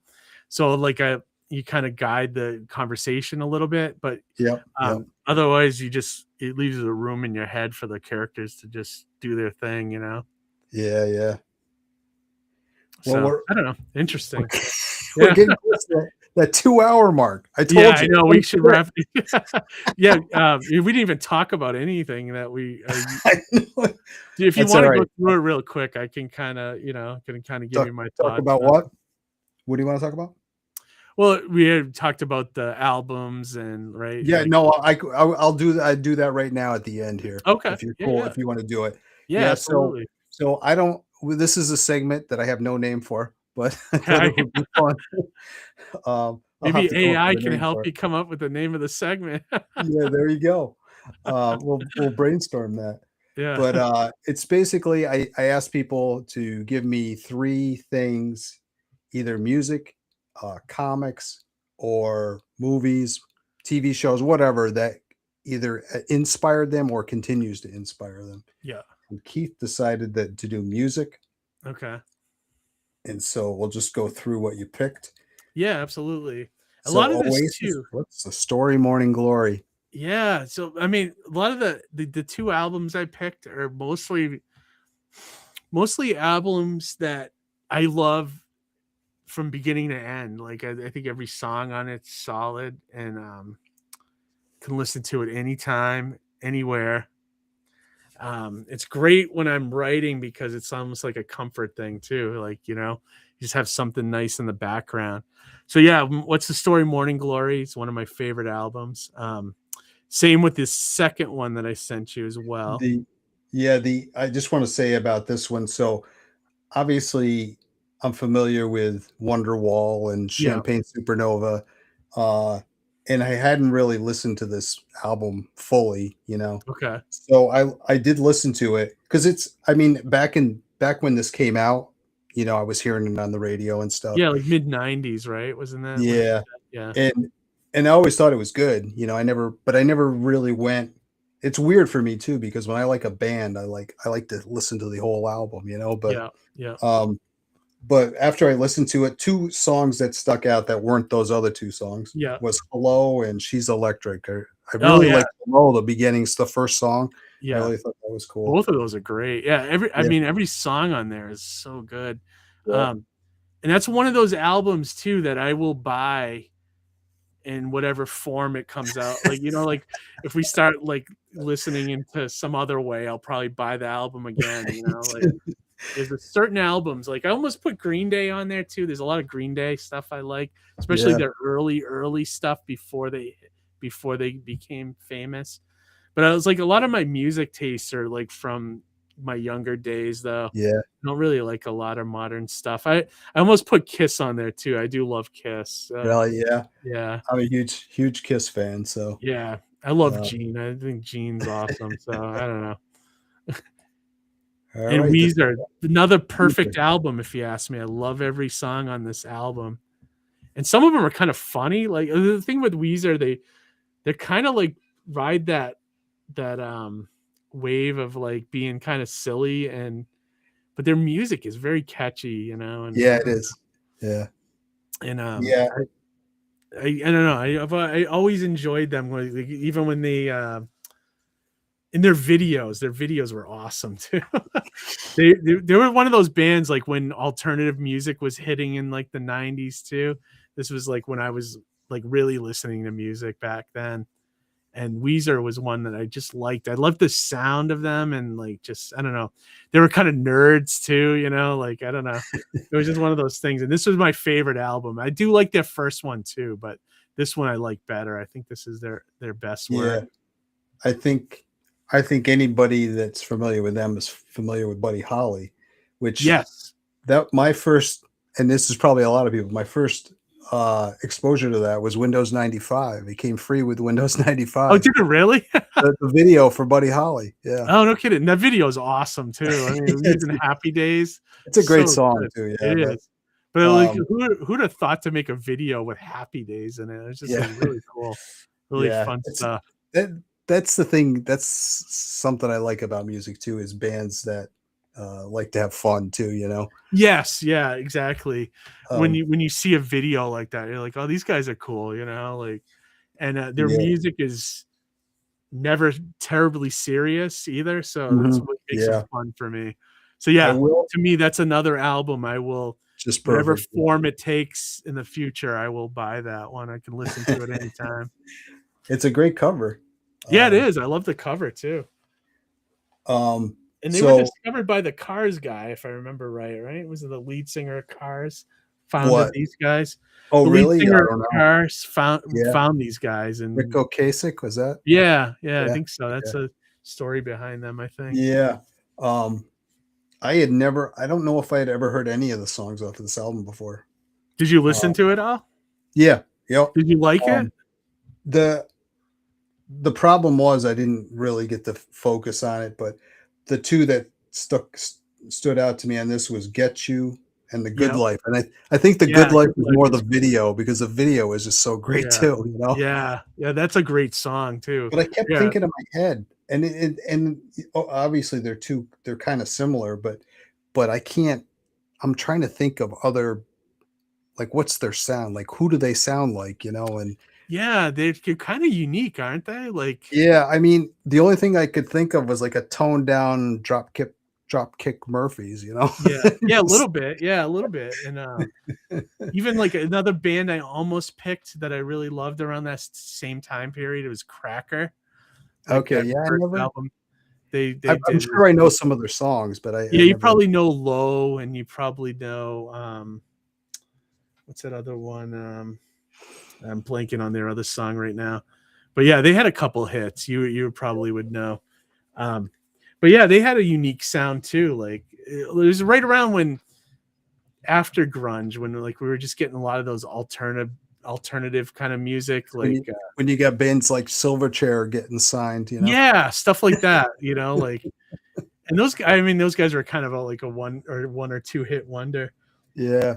But it was kind of popping off. The music was I going think nuts the at that time. singer for when they got signed Silverchair, he was like 17 or Yeah, wasn't 18. he? He was like wicked young. Yeah, I remember Yeah. that. He had such a great voice. I was like, Yeah. holy shit, this guy's great.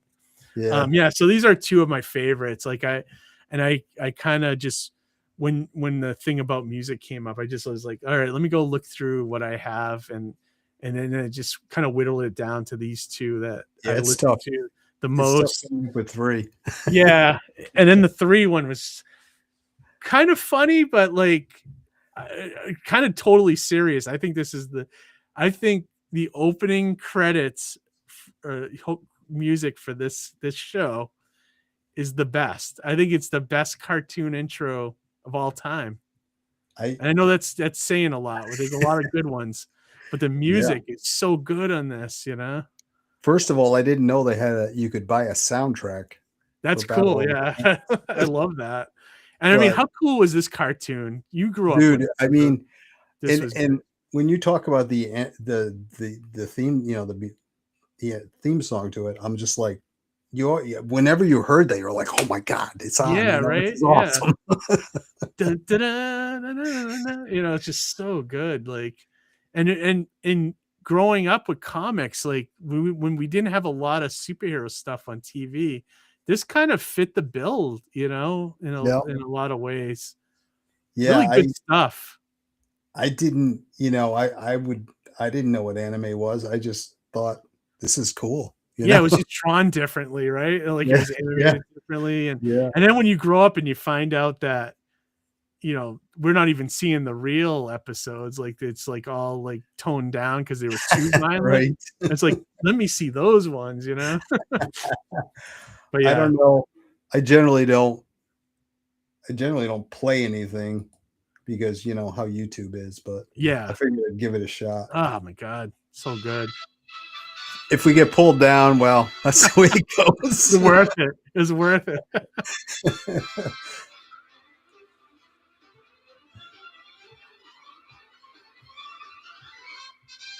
Look at that, the Star Wars like scroll. the Yeah.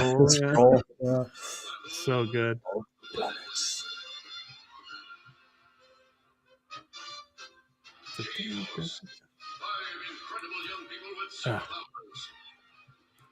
The Super Friends announcer. Yeah, yeah. You know who that is, right? Do you know who Who is it? the announcer is? It's Ted Knight. Oh, okay. From Too Close for Comfort and Caddyshack. In Caddyshack, he was the judge, the villain. Yep. Yep. You can hear it once you know it's him. You'll be like, oh yeah, that's him.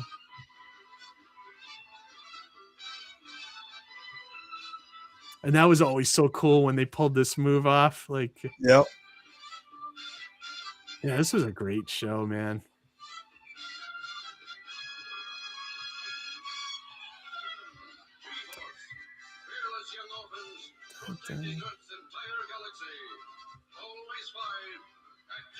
He has one. Yeah, so good. The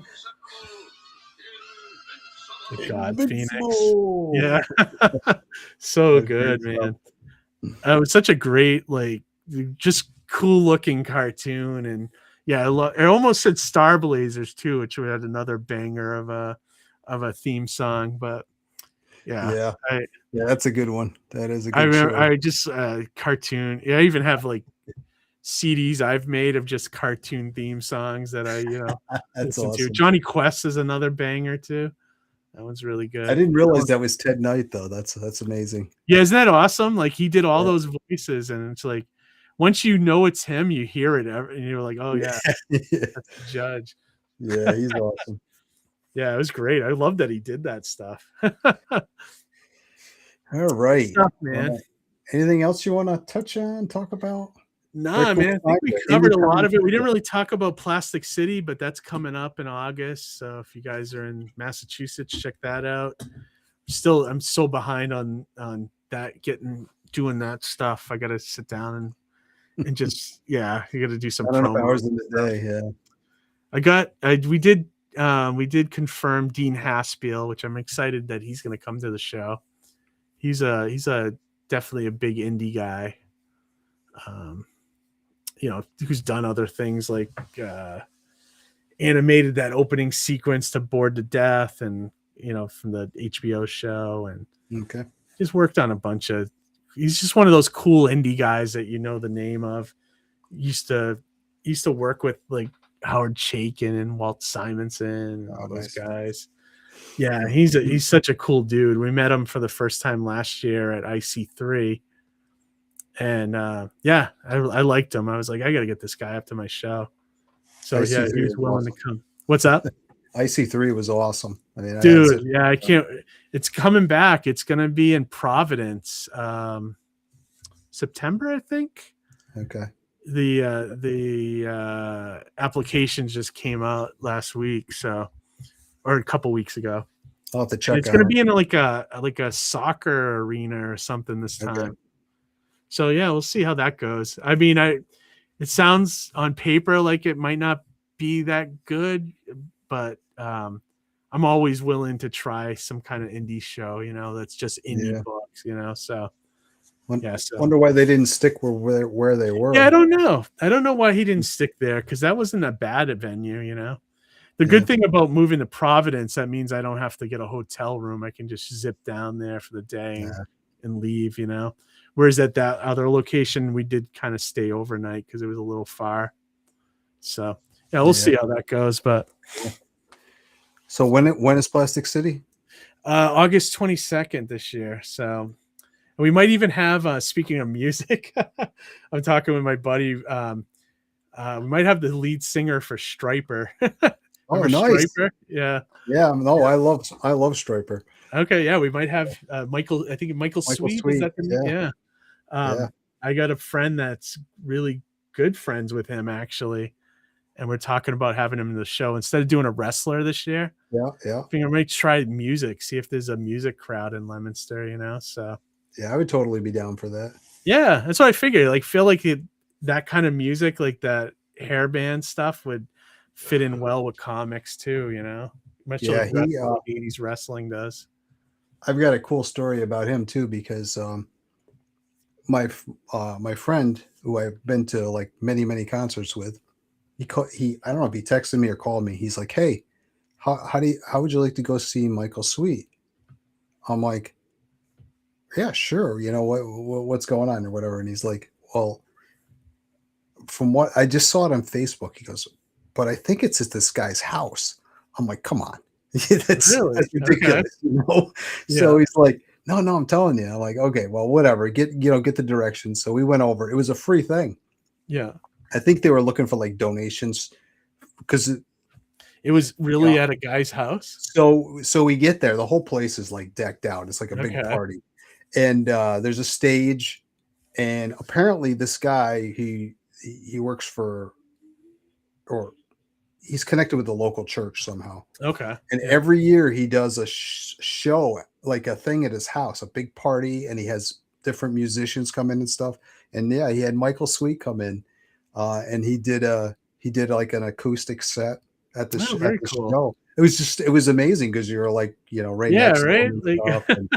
And then awesome. we met him on the way out too, so that was cool. That's cool. Yeah, awesome. yeah. Yeah, you'll have But I to mean, yeah, remind or me of that. some guy's backyard, it's like That's crazy. hilarious.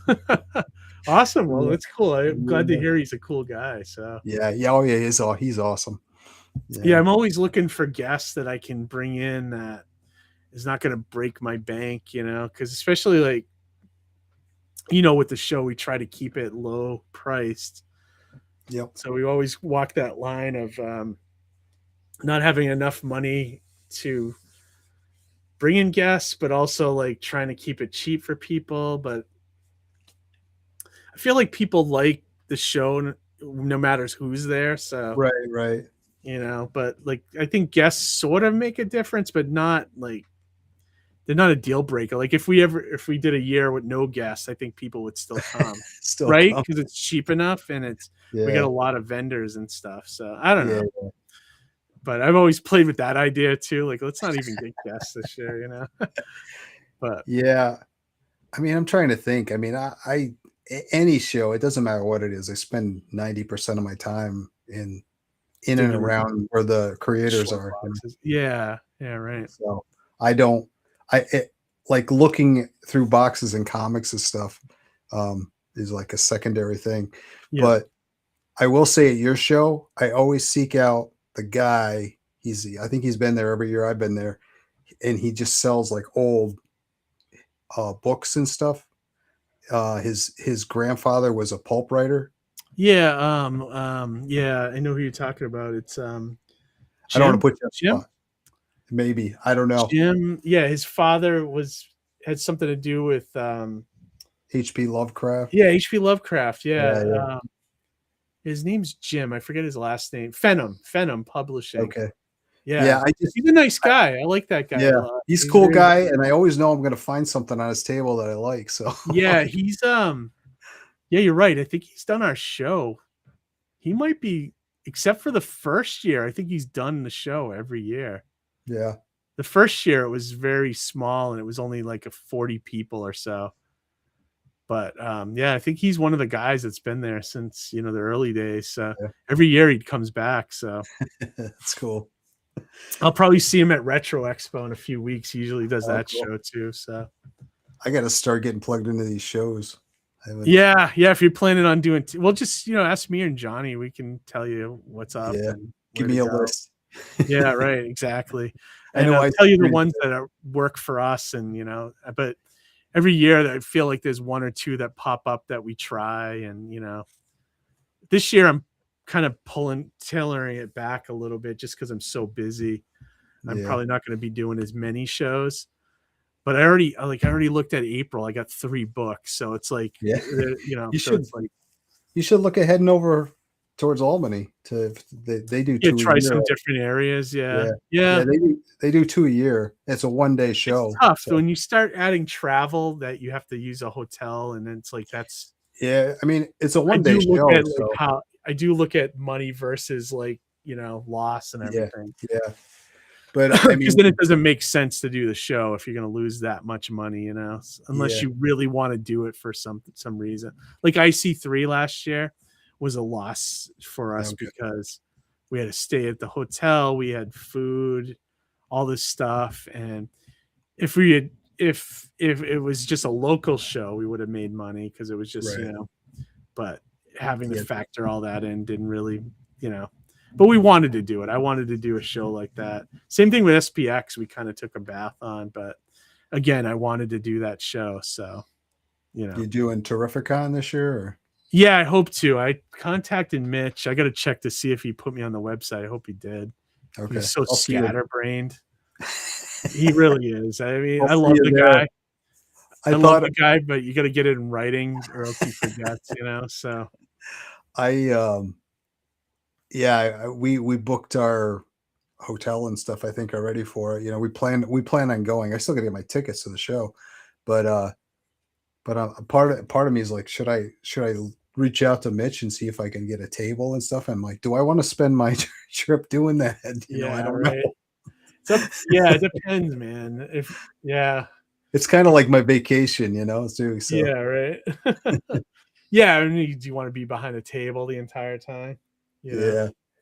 But anyway, it was nice chatting with you. Yeah, man. same. You can see you. You're an Indie Comics Relay. When is that on? We usually every other Monday. Like, so Okay. this Monday will be live, but we're trying to stay hard on a bi-weekly schedule. The only time we'll violate that is if, like I saw that Memorial Day is coming up. So we might end up doing 2 back-to-back shows just so that we have Memorial Day off, that kind of thing.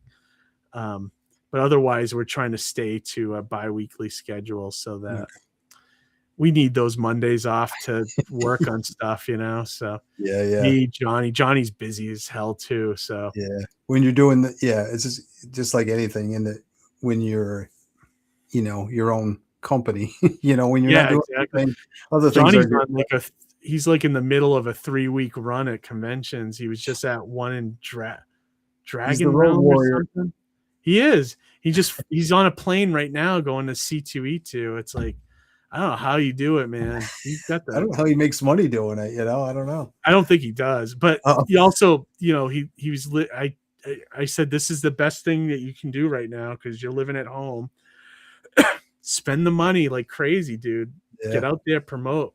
Once you get a house or an apartment or something, then you start realizing you got to make money at these shows or it's not worth it, So, but yeah, I told him to go crazy now, like why he can, Yeah, for sure. That safety net built in. That's what I used to do. Like I didn't care about losing money when I lived at home, Yeah. So, well, all right. So, all right, man. Indie Comics Relay. I got your link tree and some other links down in the bottom. Perfect. Yeah, the link tree is probably the best. It has everything on there. Yeah, I found that. I'm like, okay, cool. I found some other thing to use instead of Linktree, but it's the same thing. Oh, okay. So, because like Instagram is the worst. You can only put like one link out there. Yeah, so Linktree is great because you go there. You can put your Kickstarters there. You can put every possible link there. There's a link for if you want to hire me as a letterer. You can see my portfolio there. There's so much stuff there. So yeah. So that'll be good. All right. Well, all right, everybody, dude. Thanks. And thanks everybody for watching. And if you're watching this later, like I said, everything's down in the description. You can check that out. Perfect. We'll see you later. All right.